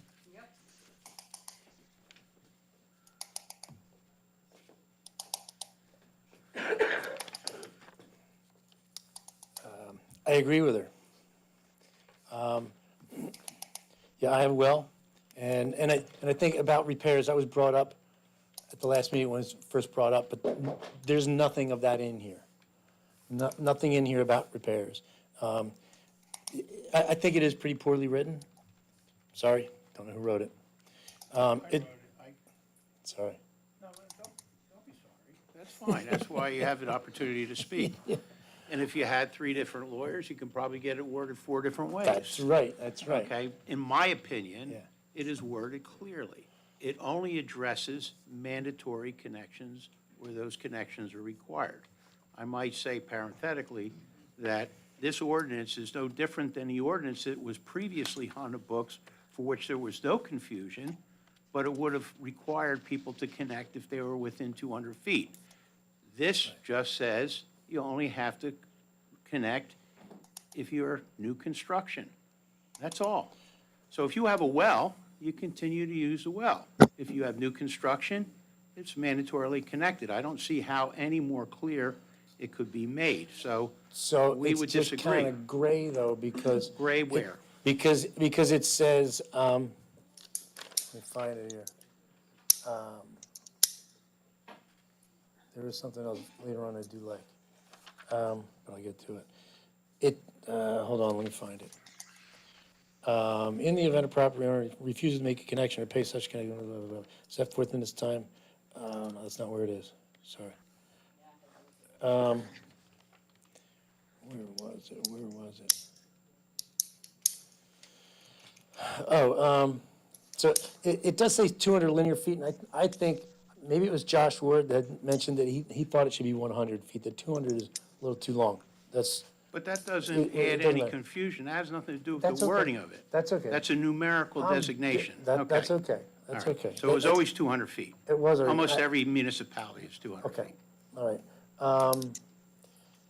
But this is in that line. Township water supply mainly present, existing to be constructed from time to time. So all new subject to the availability of sufficient water pressure. What is sufficient? You should quantify that. What is sufficient? And the capacity at the sole discretion of the township. That's pretty gray. It really should be quantified. All new construction within 200 feet of the township water supply presently or existing to be constructed from time to time. Time to time. 10 years, 5 years, a millennium. It's really vague. It should only be acquired when the main is blah, blah, blah, blah, blah. It would only be So- vague if you had new construction. So then you It's have not new vague for construction, it's vague. people who are not Let's say you having have a new parcel, construction. If you so- have an existing well, there should be no vagary involved. Okay. You can keep your well. So who pays for the If you have new connections? construction, you can still keep your well. You just can't use it for potable water. Right, I get that. Okay. So if you are required to hook up, I guess the homeowner pays for it from the street to the house? Correct. Correct. Connection fee, that's the The way it is lateral, with water correct. and sewer, yeah. That's okay, I understand that. Yep. But it says pay user fees, but I didn't see that in there spelled out. Or it's This is just only like the common section knowledge? It's that just like an requires- accepted Yeah, this is only process? the section of the ordinance dealing with mandatory connection. There's other sections of the ordinance that might specify what the connection fees are. Is there another ordinance that does deal with those things? Well, And this is repair? the section of the ordinance dealing with mandatory We connection. just changed one line in this whole thing. We're- All the Okay. rest has been on the Okay. books Right. for at least 2 years, I believe. Okay. 2024, okay. Okay, so there is something somewhere else in an ordinance that does talk about How much being your able to do connection fee repairs. is and so forth, That's yes. and being allowed to do repairs rather than That's, replacement. that's adjusted from That's all- time that's time all to in time. there. That's where Okay. the time to All right. time comes from. All right, that's fine. That's about it. Oh, so the other thing that I do like in here is section C. It says industrial and commercial establishments making application for water systems service in addition to making written application shall furnish a detailed description of the type and size of the building, the nature of the business to be conducted in each structure. Oh, there's a typo here. And, it says sand. The number of and type of fixtures to be serviced. Such applicants should also furnish the water repair supervisor four copies showing blah, blah, blah, showing, you're nailing down an industrial customer about what are they gonna use the water for? Just because, like I said before, Vineland is going through this data center thing and they're gonna suck up a lot of water. And they lied in their application and they got caught. And this is helpful for that. And obviously, they're gonna have to have an environmental impact statement, so that should all be in there anyway. Okay. Anybody else for public comment?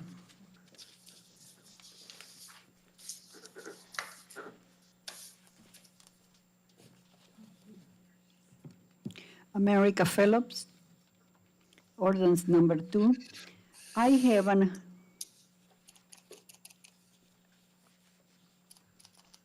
have a question. In case this house burned down and they go and rebuild the house back, that these people gotta connect to the water? Because nothing happened to the well and nothing happened to the septic system. I don't know. Ro, would you have an opinion on that? It's not new construction, correct? So it's not new construction, so it shouldn't affect. Okay, the house burned down, Yep. septic is okay, the well is okay. That means when they go and rebuild the house and there is a connection in the corner, they don't have to be obligated to connect to that. That's the way I would Yes. consider it. It's not a That new- would be new construction. If the house was demolished, or if it was destroyed completely in a fire, then that would be new construction. Okay, doesn't work. Okay. Now I know. I know a house down the road from me burned down to the ground. But there's no water out there Yes, where you're at. yes, I know So, yeah, that, but I just give you another example. Yeah, if there's But no- what if happened with there's this? no water, then you- Yes, I know that, okay. But they had their septic system and they had their well. And what happened, the house, when they rebuilt the house back, the house cannot be put where the house was before. And the reason the insurance got away with, because the septic system is over here, and the owners They told the owner they are responsible for the septic system because the septic system did not burn down and the well did not burn down. It was not fair for them, but this is how the insurance works. Thank you. Thank you, Ms. Phillips.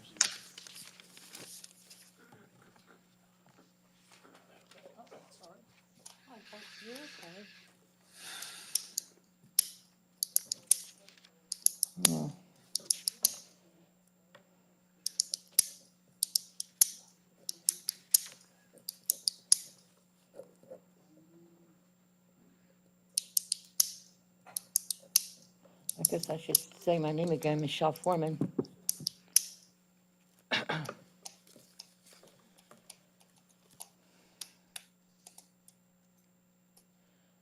When you were talking earlier about 365 units, where were you talking about? Were you talking about Greenberg? Yes? Oh. Okay, will this benefit Greenberg? Because I know at one of the meetings when we were talking about this, I won't mention the man's name because he's not here tonight, but he said this is a guise, really, to provide water for Greenberg. This is just to correct what Mr. Ward actually felt was wrong with this ordinance. to Michelle, correct- this has to do with every house in the entire township If they're city and water. future. And yes, I can tell you, every house at Greenberg's, all 375, are going to have supplied water because it's being supplied by the borough. For 5 years. No. 20? That's what I heard, 20 5 now? years by borough, then we have to. 20 years. Yeah, I believe we have a 20-year contract. Oh, was it initially 5 years and then extended it to It 20? was initially, now it's 20. Okay, thank you You're for welcome. that correction. All right. Okay, well, I still feel like this is going to benefit Greenberg. So in other words, if you vote no to this tonight, will you need this to be a yes vote in order to, hold on a second. In order to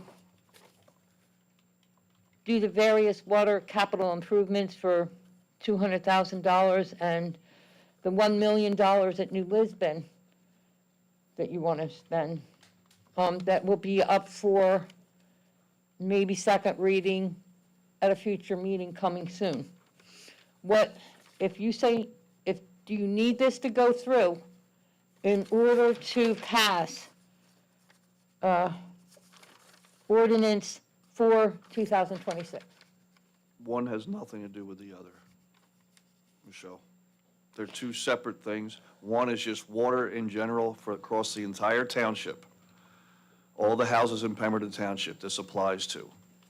What you're talking about is just a portion of town for a water supply. This is for construction of houses and how they're going to get their water to each individual house. If there is a pipe out in front of your home and you build a new house, you buy a lot that's empty and build a new home, you have to tie into that water because it's on your street. That's what this ordinance is saying. If you have a home, as we were just clarifying with some of the other residents, your house burns to the ground, that would be considered new construction, correct? And if there's a water line out front, you would have to tie into it. So this is going to benefit everybody in town, not just the people in, if you can remind me, Josh lives in what community? Ratso Village. This is not just going to apply to Rato Village? It applies to Pemberton everybody. Township, all 64 square miles, Everybody. where water lines already exist. Okay, I'll tell you why. Because I've been, by the way, I'm just going to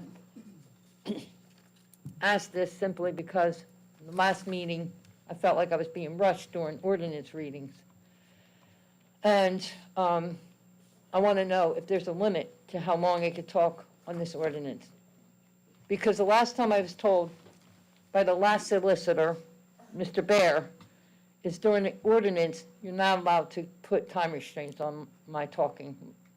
As long as you're talking about the ordinance, I don't think anybody has a problem with your questions, as long as it pertains to this ordinance. Okay. Okay, so there are no time restraints on ordinance readings, so don't try to rush me. Okay. Now, I go through my paperwork. I had the ordinances. 2026. It appeared to be, that was the ordinance. Now, what used to be 2026 appears to be now coming up for introduction tonight, ordinance 4, 2026. It's the same ordinance as the one I have at home that says ordinance 2, 2026. Can anybody explain that? It's two separate ordinances. One has nothing to do with the other. I'm sorry, I can explain that. Thank you. Ms. Foreman, you received copies of the, Excuse me, Amy. if you don't Mrs. mind. Foreman, Thank you. you received copies of the ordinances just prior to the last meeting, and at the last minute, the ordinances, the one that was originally 2-2026 was removed from the agenda. So yes, you did have a copy of 4-2026 labeled as 2-2026 because you came in and got copies of the agenda and then it was amended after that. That's why you are correct. You do have a copy at home. However, the copy that is up for tonight, 2-2026, is regarding the water rates and connection. Okay, thank you. You're welcome. Thank you for explaining that.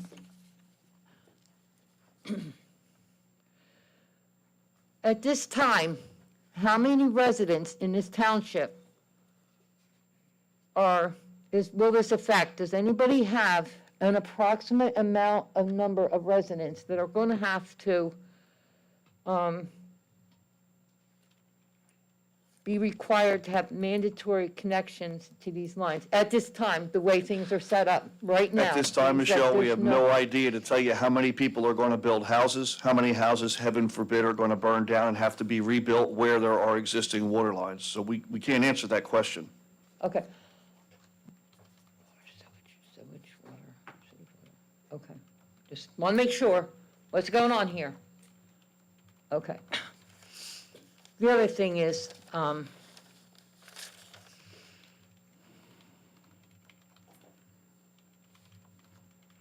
yeah, I still feel like there was a politician up here at one of the last meetings that said, this is a guise to help the Greenberg.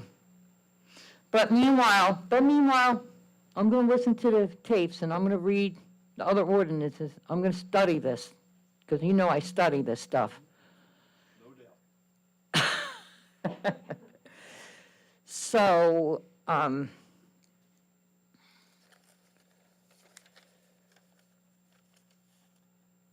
is this going to cost us any money? I mean, you're just making This a could new law. It's potentially not going to make, cost this us could money. potentially make us money, which means increase revenues. Gotcha, okay.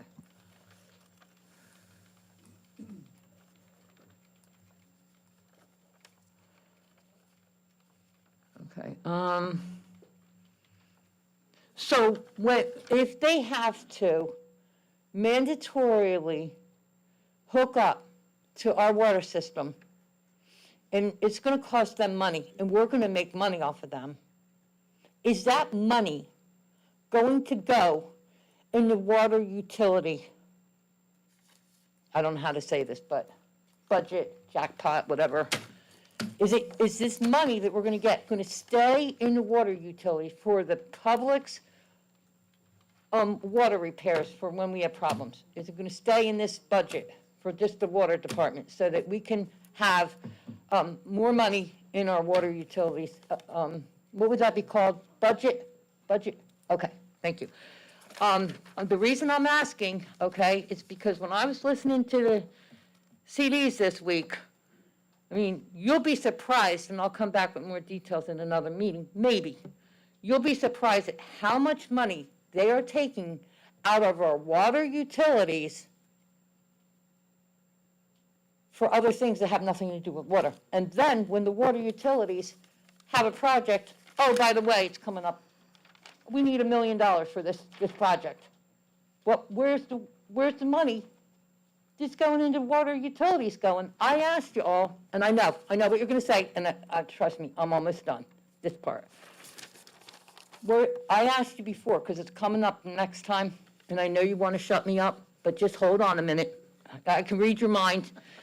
The thing is that for the next $1 million that you guys want, that was voted down twice, I asked you to have the water department come here and explain to us where the money is going to the budget for the water utilities, that they need to keep borrowing money from us for their water department.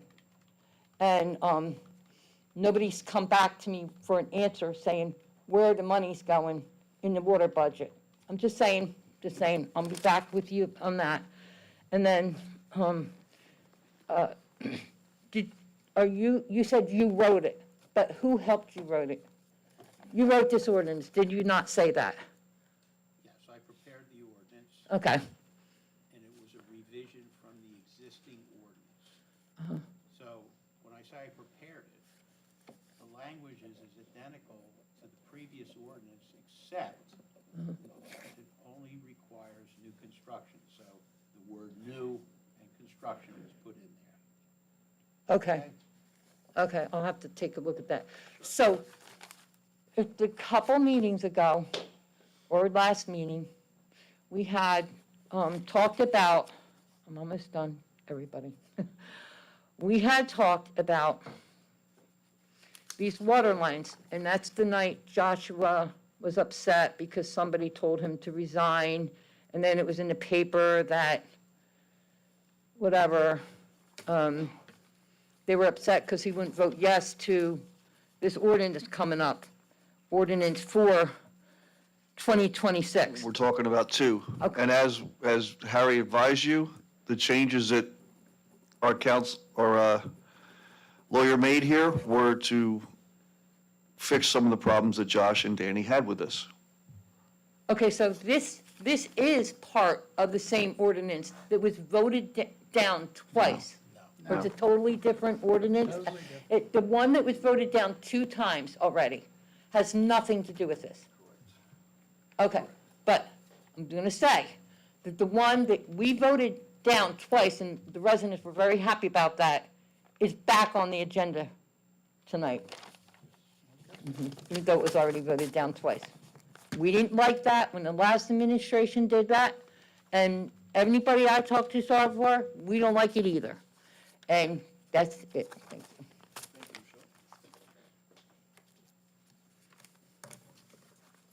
Anyone else for public comment on 2-2026?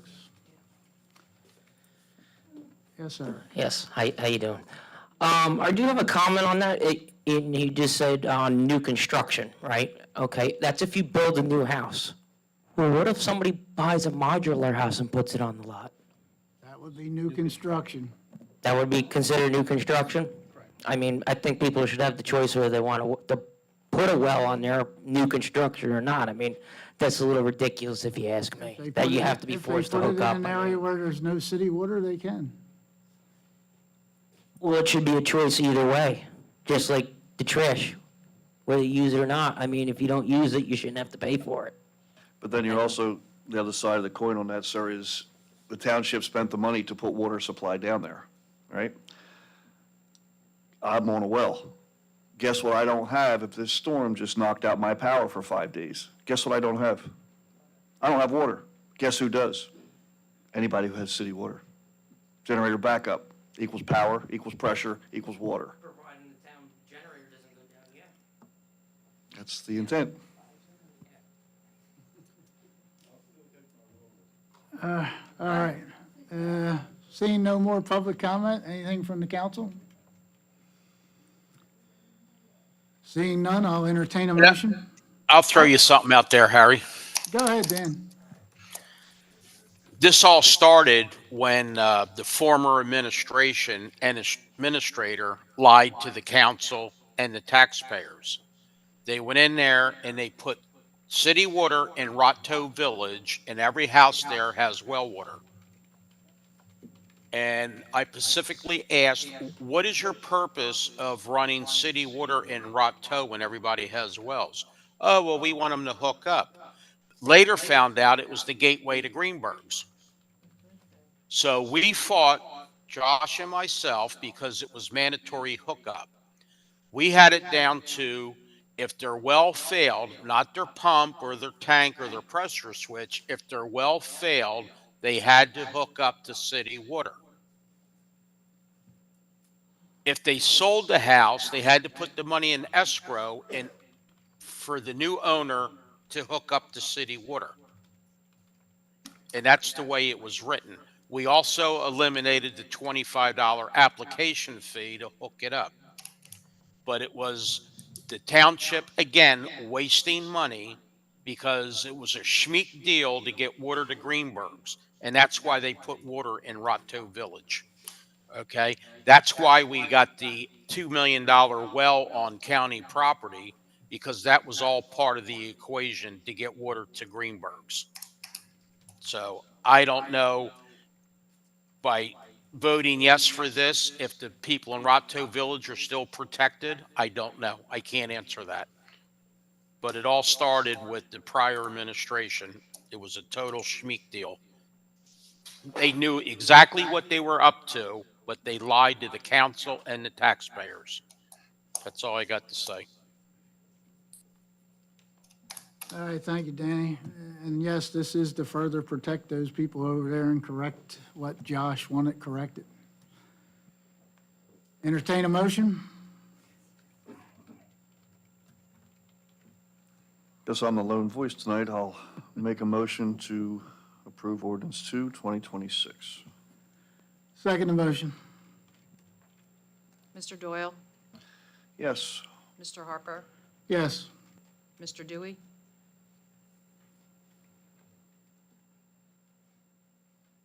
Dan, you need to unmute yourself. Yes. All right, moving on to ordinances for introduction. Ordinance 3-2026. 2026 cap ordinance to exceed the municipal budget appropriation limits to establish a cap bank under NJSA 40A-4.45-140. Any questions from the council? Seeing none, I know- we'll confirm.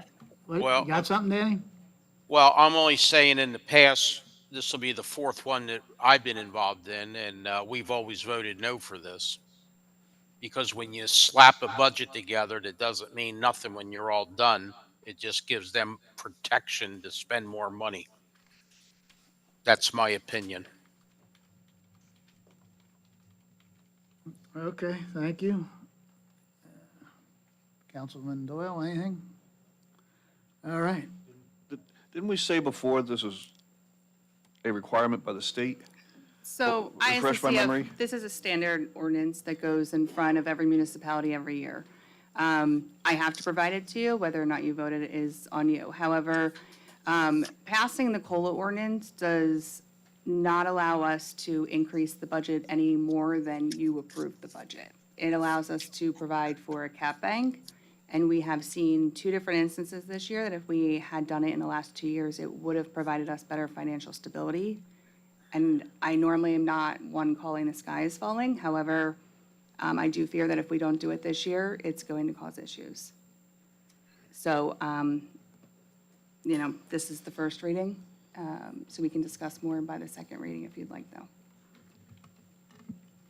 All right, thank you, Candace. We pay you good money to give us your opinion, so I appreciate it. Thank you. And I'll take my turn. Thank you. I'll make a motion to approve 3-2020, well, introduce 3-2026 for a second reading to be when? February 18th. For the February 18th meeting. I thought we had one first. Is that the first meeting? The first meeting is next week, and there's not enough Not advertising. enough. Is that what it is, the advertising issue? Okay, very good. Sorry about that. No problem. I'll second. Mr. Harper? Yes. Mr. Doyle? Yes. Mr. Dewey? No. All right, next is ordinance 4-2026. Bond ordinance provided for various 2026 water utility improvements by and in the township of Pemberton in the county of Burlington, state of New Jersey, appropriating, I gotta flip the page.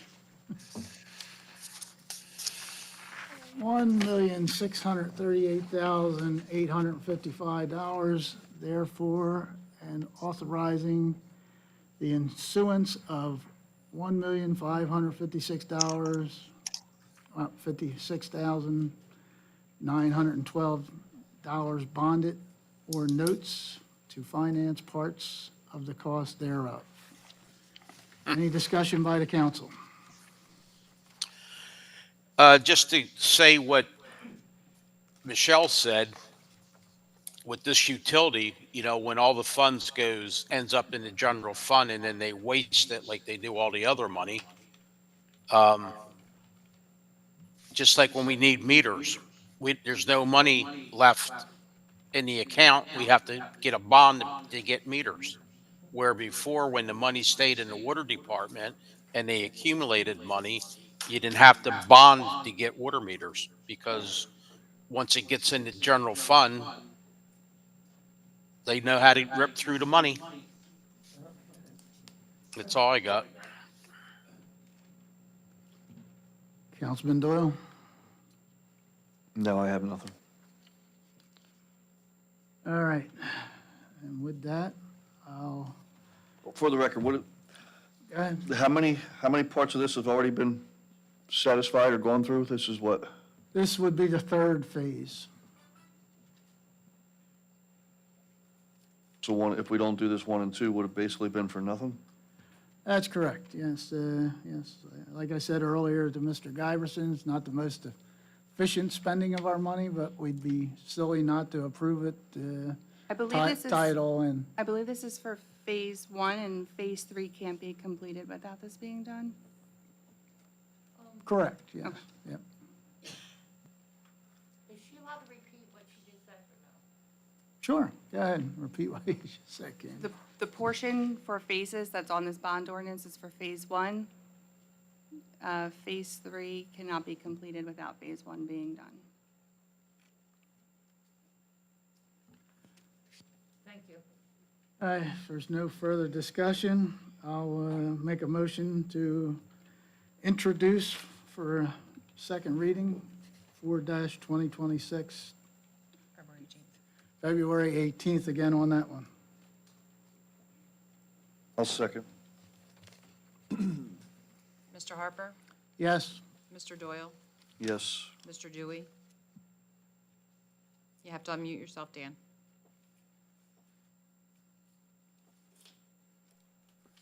Yes. All right, on to ordinance 6-2026. We need to Oh. officially table ordinance. Oh, I'm sorry, yeah. Yes, ordinance 5-2026 needs some tweaking before we introduce it. So I'm looking for a motion to table 5-2026. Which meeting would that be?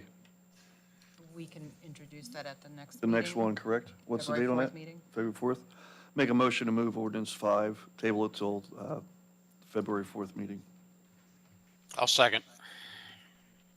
Okay, Mr. Doyle? Yes. Mr. Dewey? Yes. Mr. Harper? yes. All right, now we're at ordinance 6-2026. An ordinance of the Township of Pemberton, County of Burlington, State of New Jersey, amending and supplementing Section 41-14 of the Township Code of the Township of Pemberton entitled Jobs in Blue Program, so as to reflect changes in the fees for the third-party contractors and nonprofit organizations. Any discussion amongst the council? Danny, do you have anything on this, sir, or no? I don't have any backup, so Okay. I don't know. I had a conversation with Chief, who happens to be here tonight, on this. And the increases in the fees, as a lot of people would panic when they see that. What that is to do is to allow them to charge greater fees to the contractor that they are providing the services for, be it PSE&G for a pole replacement or any other jobs, road construction, whatever. Any fees that would be increased or charged is charged to the contractor who the police are providing the services for. Has nothing to do with increasing our fees to the taxpayers. So maybe that'll prevent any questions for the second reading.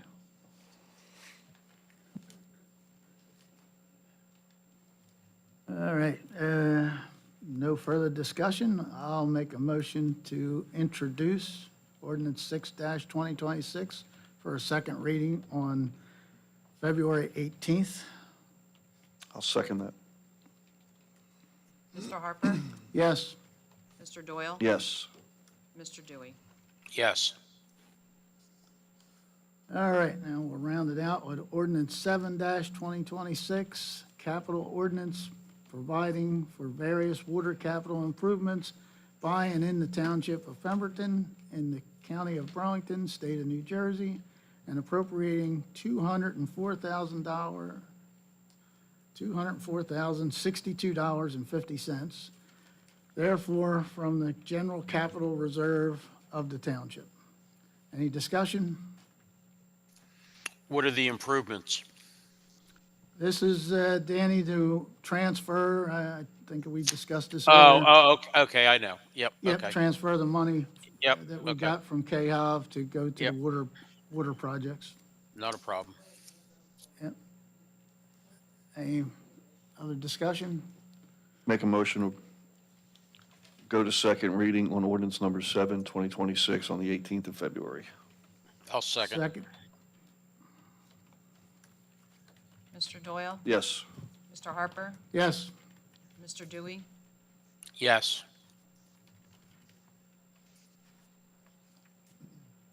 All right, moving on to new businesses, purchases over $3,000. First one we have is recreation and senior services, senior bus trips from Shepherd Bus Service in the total amount of $15,515. This is something we do annually for the seniors. We went over this with the rec director. They did have a few more trips planned, but we shaved it down to keep it closer to what last year's schedule was. I believe it's 9 trips in total. Any discussion, questions? Make a motion to approve new business A1. Second. Second? Mr. Doyle? Yes, Sorry, Mr. Dewey, did you second that? Yes, I did. you did. Mr. Dewey? Yes. Mr. Harper? Yes. Next is new business, A2, Fire Department, door fobs replacement, parts for Browns Mills and Country Lakes Fire Station by Ubiquity? Ubiquity in the total amount of $9,500. This is to replace their old key entry system, which is around 15 years old and giving them problems. They got 2 bids on this, and this was the cheapest bid. Any discussion?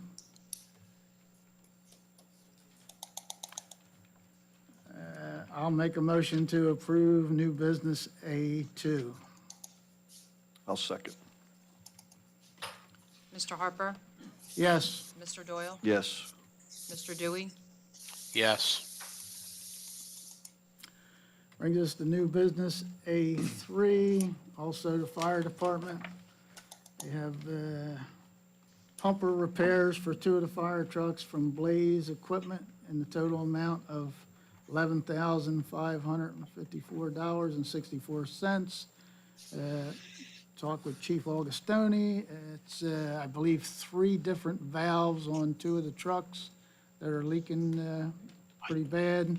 They got 3 bids for this, and this was the cheapest bid. Any questions?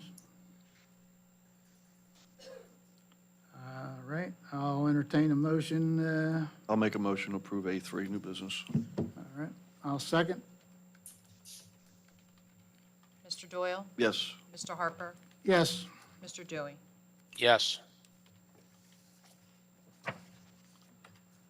All right, now on to our, let's see, approve the bill list. Any discussion? I didn't have an opportunity to review it because I couldn't print it, so I have no input on it. All right, Mr. Doyle, any questions? Danny, just as a side note, Danny, I don't know if you heard the numbers I gave to Alex before, but did you see the finals there? Out of 5.7 million, 4.7 of it's going to the county? Yeah, but Okay. I wasn't able to research anything, so, Oh, okay, I got you. Okay, I just didn't know if you'd heard those numbers or not, but yeah, I heard the numbers, but All right, entertain a motion?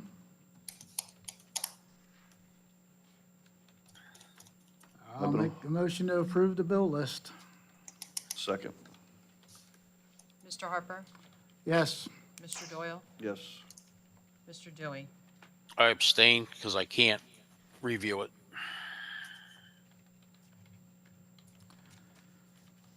All right, now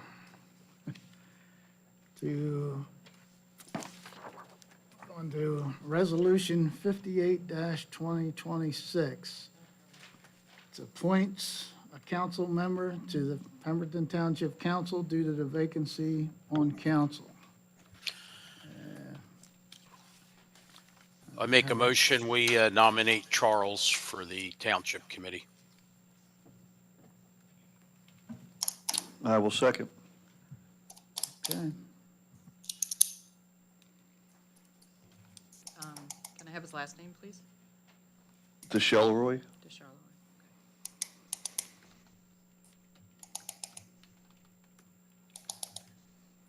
Mr. Dewey? Yes. Mr. Doyle? Yes. Mr. Harper? Yes. All right, that brings us to the solicitor's report. Is he in the building tonight, Harry, to swear him in? He's not here tonight, so I guess he'll have to be notified and sworn in at the next meeting. Or he can go into the clerk's office and be sworn. Okay. All right, solicitor's report, please. Mr. President, I have nothing this evening. Okay. Mayor's report. So I think everybody's aware, we had quite a snowstorm last weekend. I had time to spend some time with the Public Works folks. I got to tell you, the jobs they did on the roads was amazing. Granted, they had a few issues, but they corrected them. They held themselves accountable. They responded quickly to residents that called in that might have been snowed in or what have you. But it was definitely a team effort. The PD working along Public Works to make sure cars were cleared off the roads, they were able to plow efficiently. The fire department having staff on the ready in case there were calls during the snow. They did have 4 calls. They weren't major, so there were no concerns there. But it was definitely a team effort. They did a great job. And now they might get, that might have been practice for another storm coming in this upcoming weekend. We'll see. I do want to make one comment. I think our township employees get beat up a little more than they should. The last month sitting up here, the few days a week that I have been, the work they do should be praised. They deal with very little in terms of resources. They deal with a lot of, let me say, angry people. But they get the job done. They come in here every day with their heads held high, and they do the best job they can with what they have to deal with. And I commend them for that, and I think the residents should commend them for that too. Because, they're not becoming millionaires by sitting up here. They come in, they do their jobs, they do them well, and they go home. and they repeat the next day. A lot of the jobs are thankless, but they still do them, and they do them proudly. So if you see a township employee, pat them on the back, shake their hand, give them a hug. But just tell them thank you, because they're keeping this township going day in and day out. And I'm getting to witness it. I'm in the front seat witnessing it every day now. And I never realized what it took for the clerk or the CFO or the CD/BA. I never truly understood what they did until witnessing it on a daily basis. So I thank you all for what you do. For the other residents or other employees watching, sitting in the audience, Mr. Miller pointing at you, thank you for all you do. It does not go unnoticed, and it is most definitely appreciated. That's all I got. Thank you. Have a good night. Business Administrator's report. Well, it's been a busy 2 weeks, and I hope that everybody is happy that we have the department heads coming to the meetings. They will be coming to the meetings when they have things on the agenda. We had the engineer tonight because Tom could not make it tonight.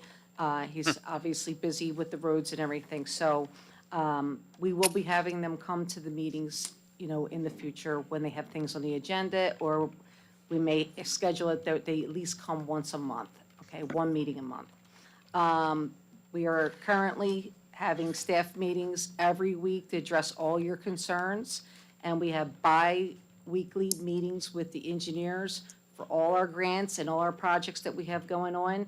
Obviously, council walked into a situation where there was a lot of things going on. We didn't have a lot of accountability, and we're going to make that happen for the residents. A lot of transparency. There's no secrets here, so anyone has any questions that they need answered, feel free to email me, come to the office, make an appointment. I'm more than happy to help you, no matter what it is. We are working on the EMS building. We are currently sitting down with someone. Probably everybody knows you from coming to the meetings. We are working on that and to see if we could come to some kind of agreement. No promises, but we've heard everyone's cries about needing another laundromat, so we will be looking to work with Mr. Ellie on that project. Let's see. A couple things that happened already tonight was Pemberton Commons, congratulations. And also the rehab program for affordable housing. It's up to $25,000 you can get. If you meet the requirements, please reach out to myself or Tricia in Community Development, and we'll do our best to help you. And I hope everybody has a safe night traveling home. Thank you. Thank you very much. Council report. Mr. Dewey, would you like to start? Sure. I want to thank everybody for coming out and everybody that's listening on YouTube. I can't say that I wish I was there. Ain't too bad in Fort Myers, but we'll be back in March and see you in person. Thanks again for everything. Thank you, Mr. Doyle. Went a little longer than we expected. First and foremost, I did go down back today to speak to the supervisors down at Public Works to tell them face-to-face what a great job they did. I got a little more understanding of what we're dealing with here. We got a snowstorm this weekend, okay? 10 inches of snow as an average. More than 50% of the drivers we have for Public Works have never encountered that amount of snow to plow. That's a lot to deal with. The countless hours. I saw a couple comments on Facebook that people made and really hit home. We're sitting at home, we got a cup of coffee, maybe another beverage, sitting with our loved ones in front of a fire, feet up, TV on. Luckily, didn't lose power. They're not. They left their families, they left their kids. They left their loved ones to go out and make sure that they could do what they had to do so that we could live our everyday lives. And I don't think people take enough time to understand that they're putting their personal lives on hold that we're sitting home enjoying so that we can go on and live our lives. So to them, they should be extremely commended because they did an amazing job. I shoveled my driveway 4 times. I thank them every time. My mailbox is a little cockeyed. I'll straighten it up or I'll replace it if I have to. I have no problems with that because if I needed to, I could have gotten up and down my road. So I appreciate that on a personal level as well as a township-wide level. Secondly, after tonight, I'm very much excited to see things move forward in the corner of town. It's sat dormant for 20 years. Gentlemen, I look forward to this happening, I really do. I enjoyed my conversation with you guys last night, or this week. It was the first time I actually got to meet you, and I have a lot of confidence in what it is you want to do for our town. And I truly appreciate everything. And I look forward to this project going forward. The 5, 10, 10,000 residents that drive past there every day, I'm sure are going to be ecstatic when we start seeing the changes happen quickly. With that, I hope everybody gets home safely and have a wonderful night. Thank you, Mr. Doyle. Yeah, I'd just like to bring up, what the mayor and Mr. Doyle brought up about all the township employees and the fine job they did. And there's a lot more people involved in this than you think. I mean, a lot of people behind the scenes, and don't get any extra compensation for it, Amy, the OEM director, they're not getting any extra, compensation, and they're still putting out what they have to do. They're sending us email updates of what's going on, and, that's very important. You don't realize it. I mean, the guys that were out there plowing the snow and shoveling the snow, they're important, but the people behind the scenes are just as important. There's a lot of moving parts here, and, just remember that, and, last a week or so ago, I was at a zoning board meeting. We got a lot of volunteers that do that zoning planning and stuff, and they're doing that because they care about the town and the employees and professionals that come out and do that. Yes, we pay them, but I saw some residents come up there and just disrespect the volunteers on the zoning board and the professionals that were here. And, please just be courteous, get your point across, whatever point you're trying to prove about the zoning problem or planning problem, and be respectful of those people. I mean, they come out here for free and do a good job, and I just didn't like seeing that. And, after it was over, a couple of the residents just got up and left, didn't go up and thank anybody for their time and stuff. I mean, they did what they thought was right, and they deserve a little thanks too. The zoning board people are giving it their time. So just please remember that when you come up and make comments. Please be respectful to all the volunteers and all the employees. Thank you very much. Have a nice night. Hope we make it through the next storm. Motion to adjourn? Motion to adjourn.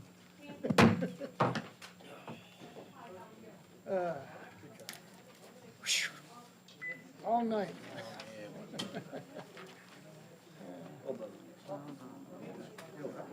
Some rubbers or something somewhere, waist deep in the